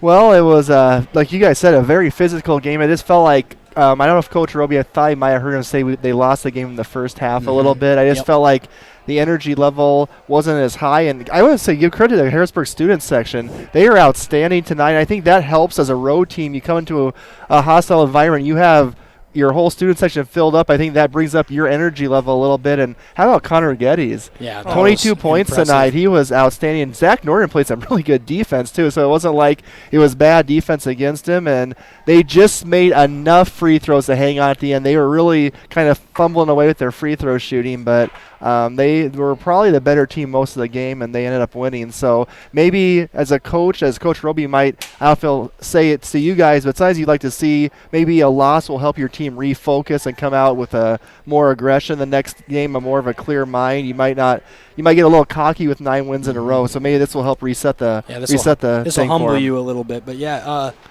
like you guys said, tonight was really physical, really aggressive. This is one that they're going to look back on and say that they really needed to win. It's obviously frustrating, and then tomorrow into practice you're going to come in with that sour taste in your mouth, and you're going to be a little bit ticked off that you lost. You're going to be a little bit ticked off that the coaches are hard on you at practice. Trust me, I've been there, done that. And every player under these coaches is going to be able to say the same thing. Tomorrow's practice is not going to be fun, but it's going to be worthwhile, and you're going to need to approach it the right way. And this is a big time for them to bounce back. They had to bounce back earlier on in the season, and they rattled off 9 in a row. Now they have a chance to bounce back again against a really good opponent to give you some momentum to roll into that final stretch of the season. And 9 or 10 in a row would put us in a championship game. So just another 9-game win streak is all they need. So that'll do it here from O'Gorman. The Knights come up short, 50-48 to the Harrisburg Tigers here at O'Gorman High School. For Brett Beidler, Isaac Struck, I'm Dan Johnson. God bless. We'll see you Friday night from Harrisburg.